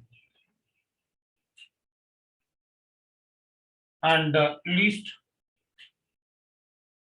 तो अपन कहेंगे that will be is Cesium क्योंकि वो सबसे ज्यादा मेटालिक इलेक्ट्रॉन है। उसके नीचे फ्रेंशियम भी होता है लेकिन अपन रेडियो एक्टिव नहीं पढ़ते। वो पीरियोडिक प्रॉपर्टीज में अपन रेडियो एक्टिव एलिमेंट्स को डिस्कस नहीं करते।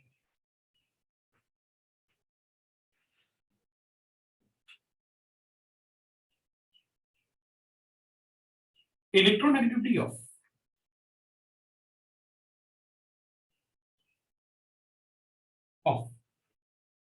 अगर अपन ऐसे लिखते हैं Fe+3 है मेरे पास और Fe+2 है मेरे पास, तो ज्यादा इलेक्ट्रोनेगेटिव कौन होगा? जिसपे कम चार्ज होगा, कम पॉजिटिव चार्ज होगा तो ज्यादा इलेक्ट्रोनेगेटिव होगा।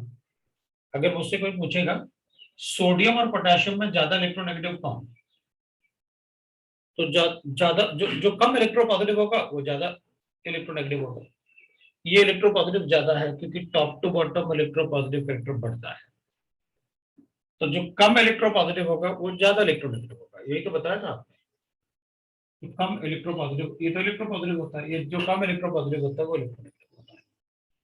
तो इसको तो ज्यादा चार्ज है तो इलेक्ट्रोनेगेटिविटी ऑफ, अब इसमें अगर अपन कैलकुलेट करेंगे तो अपन लिखेंगे ये अपने पास है, ऐसे लिखा है। तो इन दोनों में से ज्यादा इलेक्ट्रोनेगेटिव कौन है? तो जो ज्यादा इलेक्ट्रोनेगेटिव होता है ना उसको अपन ऐसे इलेक्ट्रोपॉजिटिव, पॉजिटिव और नेगेटिव से नहीं बताएंगे, अपन तो ऐसे कहेंगे नहीं मेरे पास ये है और मेरे पास ये है। अब आपने कहा electronegativity is the property of molecule, isolated atom नहीं होता। चल दोनों को इलेक्ट्रॉन दिखाते हैं, बताओ किसकी इलेक्ट्रॉन लेने की टेंडेंसी ज्यादा होगी? तो जिसमें पॉजिटिव चार्ज ज्यादा होगा,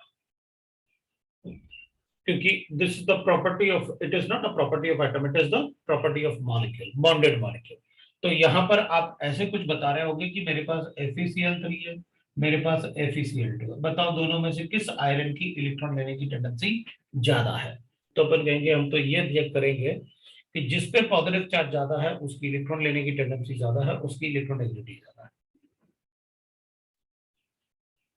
electronegativity is directly proportional to electronegativity, we are able to tell.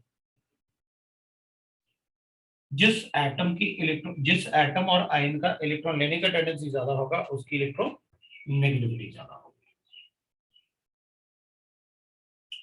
अब अगर मान लो मेरे पास HF है और मेरे पास HCl है,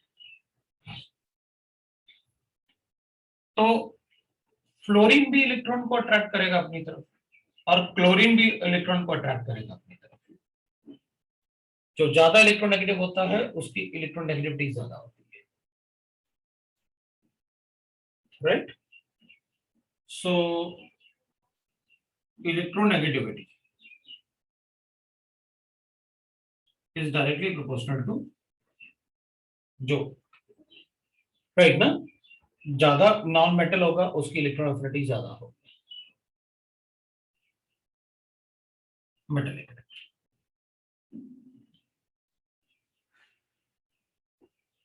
अपन ऐसे भी लिख सकते हैं, और ज्यादा non metal electronegativity will be directly proportional to non metallic electron, इसकी इलेक्ट्रोनेगेटिविटी ज्यादा है इससे।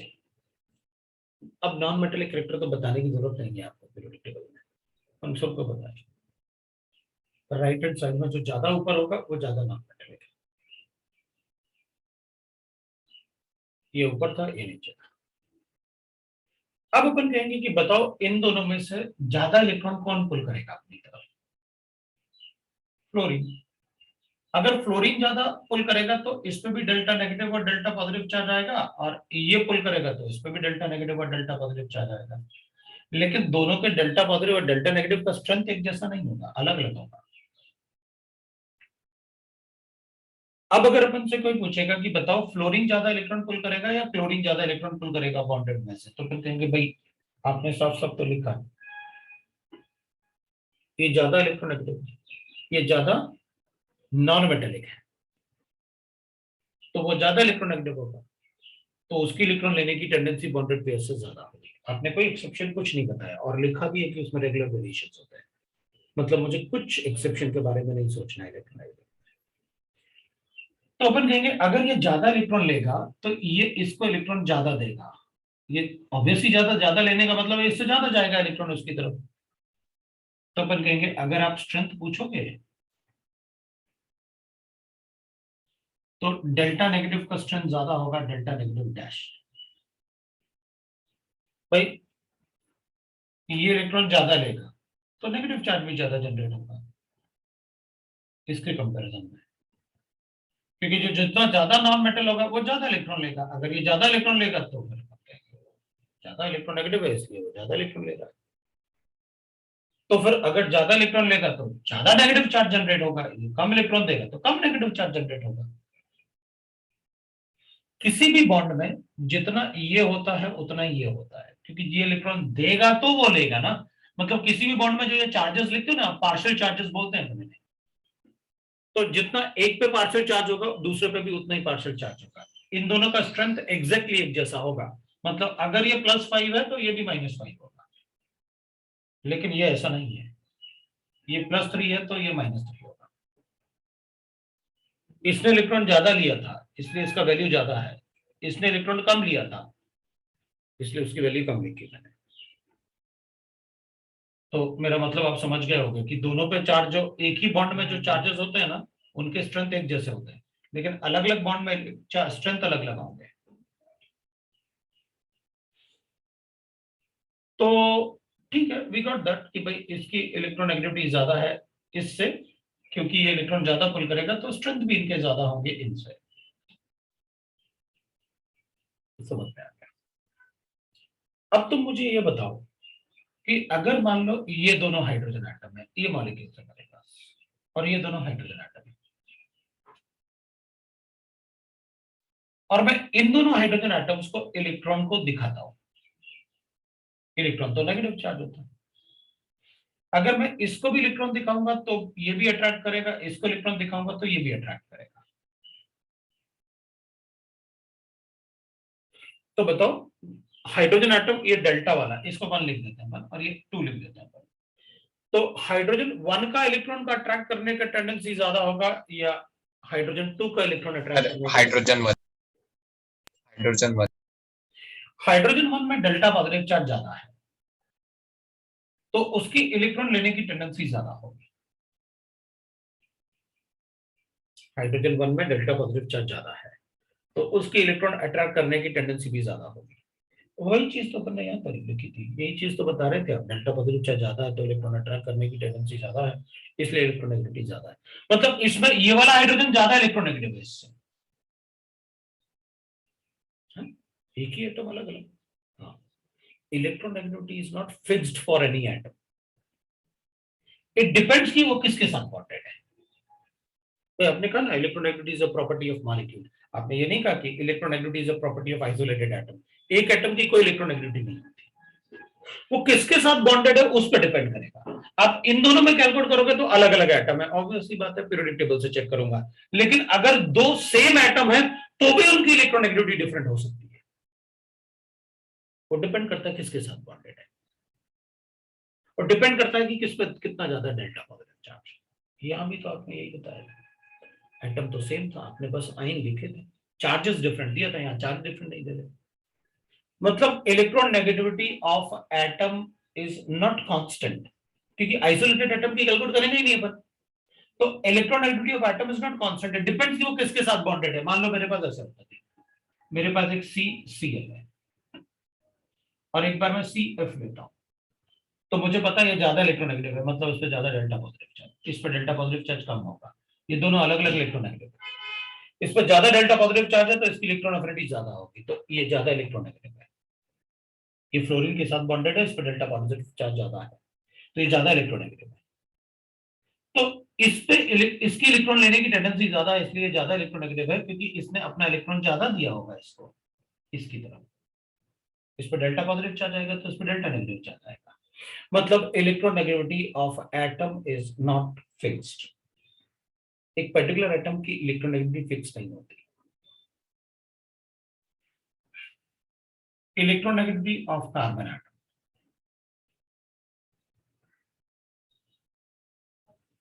in CF is greater than CCl is greater than CBr, like that। इस पे भी डेल्टा पॉजिटिव चार्ज है, इस पे भी डेल्टा पॉजिटिव चार्ज है, इस पे भी डेल्टा पॉजिटिव चार्ज है, बट वो सारे के सारे डेल्टा पॉजिटिव चार्ज अलग अलग है। इसको डैश कर देता हूं, इसको डबल डैश कर देता हूं। So electronegativity of atom is not fixed.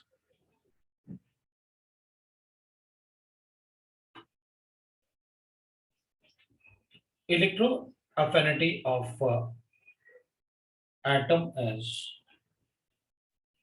fixed। अपन ने लिखा ना delta H for Cl, delta H of F, वो सब फिक्स थे, isolated atom. Electronegativity of atom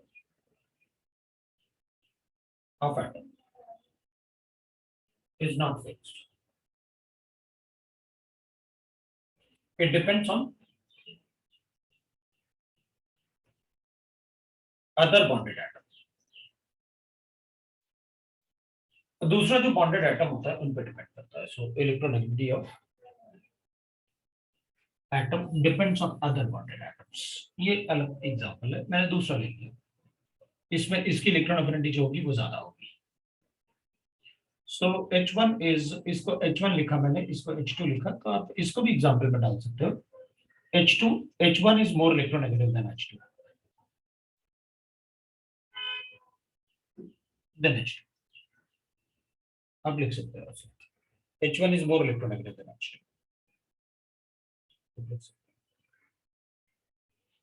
अब उसको एग्जांपल में नहीं लिखा मैंने, लेकिन अपन लिख सकते हैं electronegativity is directly proportional to non metallic character है। सो उधर H1 इज मोर इलेक्ट्रोनेगेटिव देन H2 अपन लिख सकते हैं, वो भी लिख लेते हैं एग्जांपल। अब एक और एग्जांपल मैं लिखूंगा। अपन सबको हाइब्रिडाइजेशन कैलकुलेट करना आता है, तो इलेक्ट्रोनेगेटिविटी ऑफ एटम, अगर sp हाइब्रिडाइज्ड है तो ज्यादा इलेक्ट्रोनेगेटिव होता है sp2 से, ज्यादा इलेक्ट्रोनेगेटिव होता है sp3 से। मतलब अगर एक ही एटम में हाइब्रिडाइजेशन अलग अलग आएगा तो sp हाइब्रिडाइज ज्यादा इलेक्ट्रोनेगेटिव होता है sp2 से। तो अपन कहेंगे एक एग्जांपल दे दो, तो हाँ ऐसा हो जाएगा ना, कार्बन है sp हाइब्रिडाइज्ड ना, ये लो दिस इज sp हाइब्रिडाइज्ड। भाई कार्बन का हाइब्रिडाइजेशन ये sp होता है, ये sp2 हाइब्रिडाइज्ड,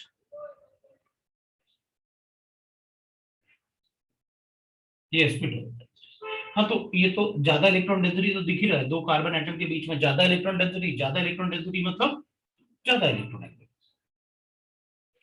फ्लोरीन पे इलेक्ट्रॉन डेंसिटी ज्यादा होती है क्लोरीन से, इसलिए वो ज्यादा इलेक्ट्रॉन डेंसिटी, जिस पे इलेक्ट्रॉन डेंसिटी ज्यादा होगी वो ज्यादा इलेक्ट्रॉन डेंसिटी।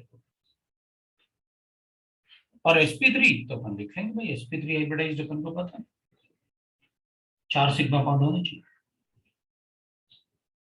मैंने आपको सिग्मा और पाई बॉन्ड बताया, 4 सिग्मा बॉन्ड्स। ये हाइड्रोजन लिखे हुए हैं सारे के सारे हैं, 4 जैसे लिख रहे हैं, 4 नहीं है। जब ऑर्गेनिक कंपाउंड लिखूंगा तो वो हाइड्रोजन जी होंगे, बाकी दूसरा एटम नहीं हो सकता। ये सारे के सारे हाइड्रोजन अटैच किए, 4 जैसे नहीं लग रहे होंगे, 4 जैसे।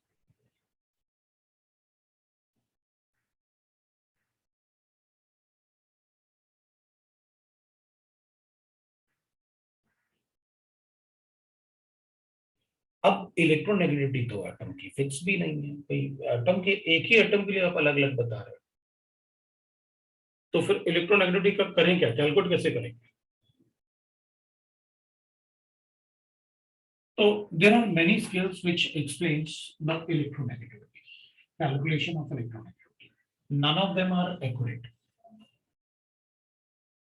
Almost 20 skills होते हैं इलेक्ट्रोनेगेटिविटी कैलकुलेट करने के लिए एलिमेंट्स का।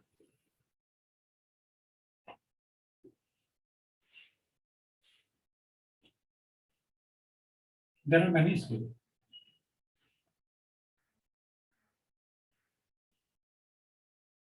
Used to calculate the electronegativity of elements. तो एलिमेंट्स के इलेक्ट्रोनेगेटिविटी के लिए बहुत सारे स्केल्स होते हैं।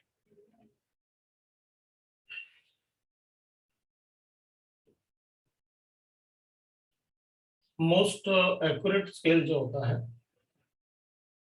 पॉलिन स्केल होता है ऑफ इलेक्ट्रोनेगेटिविटी। वैसे तो बहुत सारे स्केल्स हैं, मैंने आपको बताया ऑलमोस्ट 20 स्केल्स होते हैं, पर कोई भी एग्जैक्टली करेक्ट नहीं होता मतलब, लेकिन सबसे ज्यादा जो एक्यूरेट होता है जो अपन पढ़ते हैं, जिससे कि अपन इलेक्ट्रोनेगेटिविटी ऑथेंटिसिटी मान लेते हैं, और वो होता है पॉलिन स्केल। और पॉलिन स्केल के वैल्यूज भी काफी अच्छे होते हैं, क्योंकि वो छोटे वैल्यूज होते हैं, उनको याद रखना ज्यादा इजी होता है पॉलिन स्केल के वैल्यूज को। तो पॉलिन स्केल के जो वैल्यूज होंगे वो अपन इजीली याद भी रख सकते हैं, और छोटे वैल्यूज भी होते हैं। तो अब जैसे मान लो अपन अज्यूम कर लेते हैं, जैसे अपने पास गिवन है, ऐसे लिख लेते हैं कार्बन, नाइट्रोजन, बोरॉन, कार्बन ऐसे अपन लिख सकते हैं, नाइट्रोजन और फ्लोरीन ऐसे लिख सकते हैं अपन। फिर अपन लिख सकते हैं that is aluminium, silicon, nitrogen, then phosphorus, sulphur and chlorine. थोड़ा बहुत तो ये अपन को पता होना चाहिए, सारा पता नहीं होना चाहिए। अपन बाद में लिख भी सकते हैं, पहले एक बार देख लेंगे कि पॉलिन स्केल है क्या। इसका इलेक्ट्रोनेगेटिविटी वो 4 देता है, ये 3.0 है, 3.5 है। Sulphur, nitrogen is 3.0, sulphur is 2.8, this is 2.1, carbon is 2.4, this is nearly 2.1, that is nearly 2 we can read that. सो इसको 2.2 नियरली हो जाएगा, ये 1.8 हो जाएगा। Silicon is 2.0। जितने भी मेटलाइट होते हैं ना उन सबका इलेक्ट्रोनेगेटिविटी 2, मतलब मेटलाइट्स का इलेक्ट्रोनेगेटिविटी 2 होता है। Electronegativity of मेटलाइट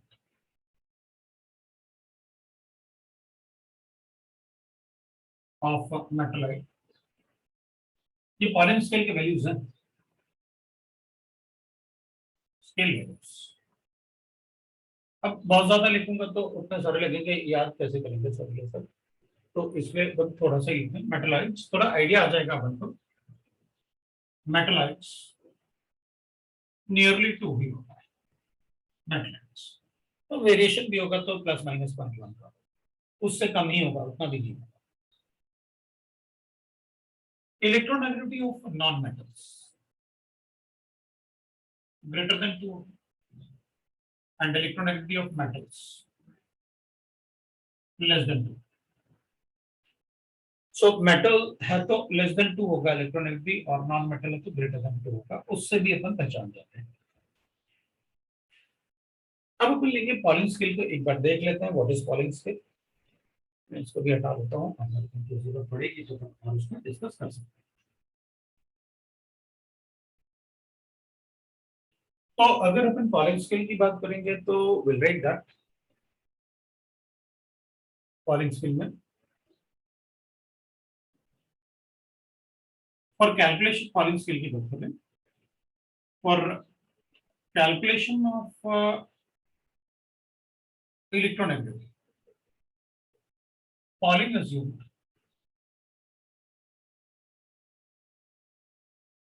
the electronegativity of fluorine as 4, 4.7। तो 4 कोई इलेक्ट्रोनेगेटिविटी होता नहीं है, उसने फ्लोरीन को मैक्सिमम लेके बाकी सबको कैलकुलेट किया। पहले उसने फ्लोरीन को ले लिया और बाकी सबको उसने कैलकुलेट किया उसके हिसाब से, राइट। उसने पहले क्या किया कि फ्लोरीन को ले लिया 4 और बाकी सबको उसने कैलकुलेट किया अपने स्केल से, उसने उसको कैलकुलेट किया। तो हमें उसका स्केल डायरेक्टली लिख लेना चाहिए, मतलब कोई ऐसे डेरिवेशन वगैरह है नहीं। क्वेश्चन भी शायद अपन से कभी पूछे, मतलब अपन को बस वैल्यूज की जरूरत पड़ती है, क्वेश्चन अपन से शायद पूछेगा, नहीं तो पूछेंगे नहीं। अभी अपन को शीट में मिल जाएगा क्योंकि अपन पर्टिकुलर चैप्टर पढ़ रहे हैं, बट क्वेश्चन वगैरह आते नहीं है उससे, मतलब एग्जाम्स में उससे कोई क्वेश्चन नहीं होंगे। So assume the electronegativity of fluorine as 4 एंड taking it as reference,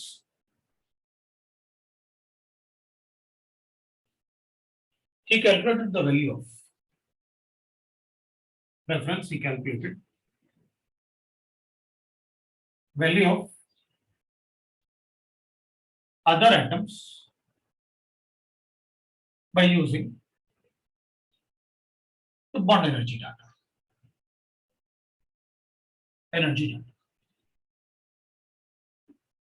bond energy data of molecules ना, उसने यूज किया ऑफ मॉलिक्यूल्स। तो उसने क्या किया, सपोज ले लेते हैं अपन कि भाई suppose AB is a molecule, like उसने HF ले लिया, ऐसे कुछ ऐसे उसने अज्यूम कर लिया, और बाद में उसने एक एक करके पहले हाइड्रोजन का कैलकुलेट किया, फ्लोरीन का 4 लेके, फिर बाकी कैलकुलेट करता गया। हाइड्रोजन आ गया तो H का अब इलेक्ट्रोनेगेटिविटी पता है तो हाइड्रोजन कार्बन का कैलकुलेट कर लिया, लाइक दैट उसने सारे कैलकुलेशंस किए। सो स्केल के लिए अपन लिखेंगे इलेक्ट्रोनेगेटिविटी को उसने डिनोट किया x से, सो XA minus XB, that is the electronegativity difference. XA and XB are electronegativities, electronegativity of A and electronegativity of B for XA XB, and that will be equal to what he says that is 0.208 into root of delta I, वो ऐसे लिखेगा। अब delta ही वो energy, bond energy से calculate करना पड़ेगा।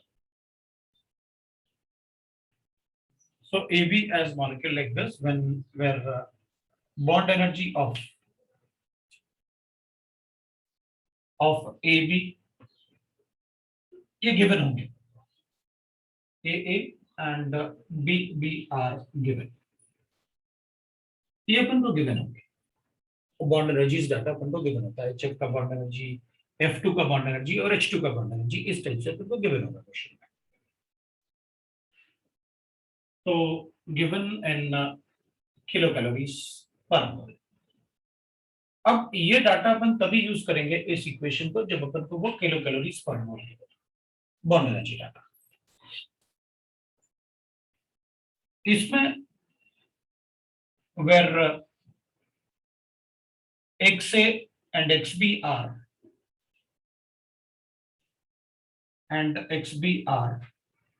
electronegativity of A and B, वो A और B का electronegativity होगा, where XA and XB are the electronegativity of A and B, and जो delta E है उसका रूट ले लेंगे अपन, delta E will be equal to, that is upon bond energy को BE जैसे लिख लेते हैं, ये जो बॉन्ड एनर्जी लिखा है ना इसको अपन BE जैसे डिनोट करेंगे शॉर्ट में बॉन्ड एनर्जी को अपन BE लिखेंगे। तो bond energy of will write that AB plus under root of bond energy of AA, so we can write like this, bond energy of AA into bond energy of BB to the power of 1/2। ये delta E अपन को पता होना चाहिए, तो ये delta E अपन लिख सकते हैं। तो वो डेल्टा E वाला पार्ट आपको याद रखना पड़ेगा थोड़ा सा, क्योंकि अगर अपन इससे ज्यादा अपन और पढ़ेंगे तो उसमें अपन को थोड़ा सा मतलब याद रखने वाला पार्ट ज्यादा आना शुरू हो जाएगा कि भाई ये भी याद रखो, ये भी याद रखो, फिर वो उस टाइप से बहुत सारा पार्ट हो जाएगा। तो उतना पार्ट नहीं करते हैं अपन, इतना ही रखते हैं 0.028 से। So we can write that, अगर मुझे डाटा गिवन है कि x से XB अपन को ऐसे गिवन है, ये माइनस होगा इधर है, इधर चेक कर लेते हैं एक बार, ये बॉन्ड एनर्जी है। So delta E will be equal to bond energy of AA minus bond energy of AB minus bond energy of AA। और इस रूट में कंफ्यूज नहीं होना, पहले ये कैलकुलेट करो फिर रूट के अंदर डालो। अब इसमें अपन को एक बात हो सकता है कि बॉन्ड एनर्जी डाटा हमको किलो जूल में गिवन है, फिर क्या करेंगे? तो अगर किलो जूल में गिवन होगा तो भाई ये तो किलो कैलोरीज में यूज किया, मैंने कहा उसको आप किलो कैलोरीज में यूज करोगे बॉन्ड एनर्जी। तो वैसे तो बॉन्ड एनर्जी अपन को किलो कैलोरीज में ही गिवन होंगे, ज्यादा परेशान नहीं करने वाले, तो अपन ऐसे बता देंगे। अब इस डाटा में अपन किसी के लिए भी कैलकुलेट कर सकते हैं, बस 2 एटम है, एक बार फ्लोरीन के लिए अपन को 4 ले लिया तो इसका आ गया। अब अगर मान लो CH होता तो H का अपन के पास आ गया, ये H आ गया 2.1, और फिर उसके बाद में क्या करूंगा, इसका कैलकुलेट कर लूंगा। अब ये आ गया तो ये 2.4 होता है, अब ये आ गया तो मैं दूसरा एटम का कैलकुलेट कर लूंगा। तो ऐसे ऐसे बॉन्ड एनर्जी करके अपन ने सारे उसने कैलकुलेट कर लिए इलेक्ट्रोनेगेटिविटी वैल्यूज। तो अब क्वेश्चन गिवन होगा, आप एक क्वेश्चन कर लेना, उसमें कोई प्रॉब्लम नहीं है। अपन इसको ऐसे लिख सकते हैं, दूसरा स्केल अपन लिख सकते हैं मोलिकन स्केल। दूसरा स्केल होता है मोलिकन स्केल। मोलिकन स्केल में क्या होता है, that is in this scale ना, अगर अपन चेक करेंगे तो मोलिकन स्केल में जो इलेक्ट्रोनेगेटिविटी कैलकुलेट करते हैं अपन, the electronegativity will be the sum of the ionisation energy and the electronegativity. So it will be equal to sum of the electron affinity plus ionization energy। लेकिन अपन को दोनों ही आयनाइजेशन एनर्जी और electron negativity जो होता है उसको अपन को लिखना होता है, ये दोनों ही आपको इलेक्ट्रॉन वोल्ट में देने पड़ेंगे, ये दोनों ही आपको इलेक्ट्रॉन वोल्ट में लेने पड़ेंगे और डिवाइड बाय 2 लिखना होता है। तो ये ज्यादा इजी होता है क्योंकि किसी का इलेक्ट्रॉन अफिनिटी अपन को पता होगा, आयनाइजेशन एनर्जी पता होगा, इलेक्ट्रॉन वोल्ट में लेके और सब्स्टिट्यूट करके बता देंगे। और इलेक्ट्रॉन वोल्ट में अपन को अगर नहीं गिवन है तो कन्वर्जन आता है, भाई इलेक्ट्रॉन वोल्ट में कन्वर्जन अपन को आता है, 1 इलेक्ट्रॉन वोल्ट पर एटम कितना होता है, पर एटम इज इक्वल टू अपन ने लिखा था last time 23.06 kilo calories per mole. And that will be equal to 96.5 kilo joules per mole. ये अपन ने लास्ट टाइम लिखा था, ये अपन को पता है यूनिट कन्वर्जन, ये अपन को पता होता है, तो अपन कन्वर्ट करके भी बता सकते हैं, राइट। और जो ये वैल्यूज आते हैं ना, वो इसके जैसे ही होते हैं, मतलब जो वेरिएशन है ना, इसके वैल्यूज का बिल्कुल इसके जैसे होता है। बस होता क्या है, मोलिक्यूल वैल्यूज जो होते हैं ना, scale values is equal to, जो मोलिक्यूल स्केल वैल्यूज होते हैं that is equal to 2.8 times of Pauling scale values. Scale values मतलब एग्जैक्टली आप देखो बिल्कुल वेरिएशन वैसे ही है, बस 2.8 का डिफरेंस आता है, और 2.8 times of Pauling scale values, मतलब ऐसे आता है। वेरिएशन एग्जैक्टली वही आता है जो पॉलिंग स्केल में आता है, वही इसमें भी आता है। ये वैल्यूज अपन को गिवन होंगे क्वेश्चन में, अगर किलो कैलोरीज में गिवन है कन्वर्ट कर लो, आपको पता है वो कन्वर्जन कैसे करना है, तो आप कन्वर्ट करके और बता सकते हैं। So that is how we can write that the conversion and the calculations of these values, ये values अपन को थोड़ा याद रखना होता है। इलेक्ट्रोनेगेटिविटी फॉर मतलब राइट, एलिमेंट्स कैसे वेरिएशन होगा, टॉप टू बॉटम वैल्यूज कम होगी और एलएचएस से आरएचएस की तरफ वैल्यूज बढ़ेगी, that's why it is a periodic properties. अब इसमें अपन एक बात और बोल सकते हैं, अगर मान लो दो एटम के बीच में इलेक्ट्रोनेगेटिविटी डिफरेंस, पॉलिंग स्केल से अपन मतलब ऐसे बता सकते हैं कि अगर दो एटम के बीच में इलेक्ट्रोनेगेटिविटी का difference, if the difference in electronegativity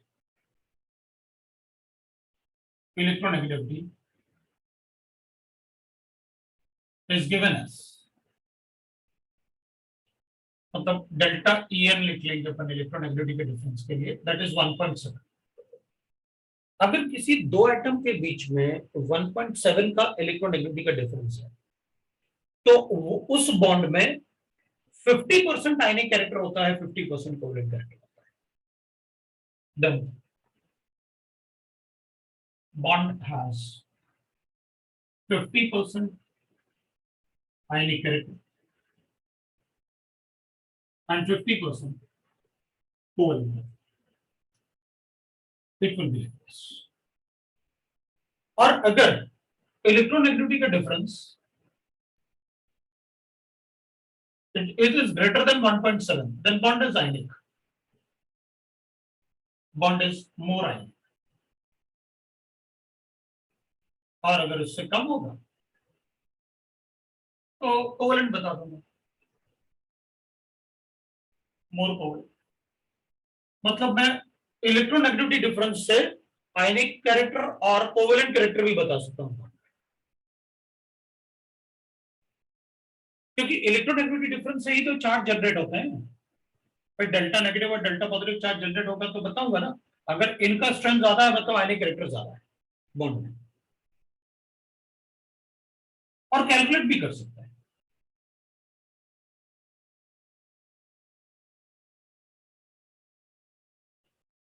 उसको अपन हेनिस्मिथ रूल बोलते हैं। तो percentage of ionic character in a bond, ionic character in a bond, अगर मुझे किसी बॉन्ड में आयनिक कैरेक्टर कैलकुलेट करना है तो मैं ऐसे कैलकुलेट भी कर सकता हूँ, 16 into electronegativity difference of A and B. AB are electronegativity difference of atoms.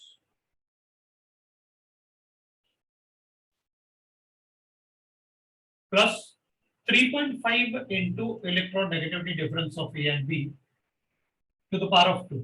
इससे अपन कैलकुलेट भी कर सकते हैं, पर अगर मुझे A और B का इलेक्ट्रोनेगेटिविटी डिफरेंस गिवन है तो मैं percentage of ionic character calculate करके बता सकता हूं कि उस बॉन्ड में कितना परसेंट आयनिक कैरेक्टर होगा, वो भी बता सकता हूं। दैट इज बाय हेनिस्मिथ रूल। तो X से X भी आप अपने यहां पर लिखा है इलेक्ट्रोनेगेटिविटीज, ये अपन बता सकते हैं।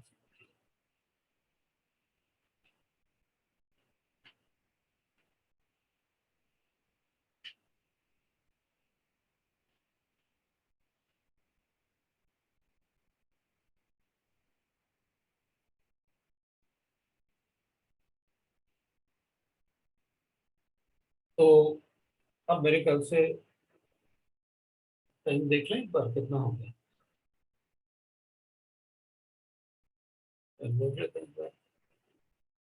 टाइम तो 8:50 हो गया। हाँ, तो 8:50 हो गया, तो अब बस आज इतना ही पढ़ते हैं, फिर ज्यादा नहीं पढ़ते हैं। बहुत हो गया।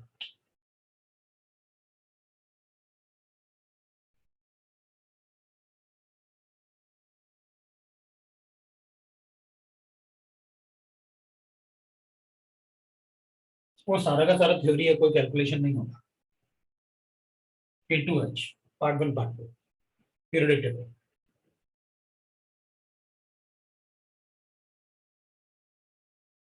ये होगा। तो शीट ले लेंगे अपन जाके और पढ़ेंगे अपन, और क्या। ये आपका होमवर्क है, और यहाँ तक अपन ने इलेक्ट्रोनेगेटिविटी ऑलमोस्ट खत्म ही समझो। ठीक है ना। तो नेक्स्ट क्लास में अपन होमवर्क करेंगे और थोड़ा सा और, क्योंकि वेरिएशन अपन ने पीरियडिक प्रॉपर्टीज तो पढ़ लिया, लेकिन थोड़ा और पार्ट अपन इसमें डिस्कस करेंगे, जैसे ऑक्साइड्स हैं, हाइड्राइड्स हैं, कुछ कुछ और पार्ट पीरियडिक टेबल में मुझे बताना है, तो वो अपन नेक्स्ट टाइम डिस्कस करेंगे। और फिर उसके बाद अपना पीरियडिक टेबल खत्म हो जाएगा, वो अपन नेक्स्ट टाइम डिस्कस कर लेंगे। ठीक है, ओके सर। चलो फिर bye. Yes okay sir, sir. Bye.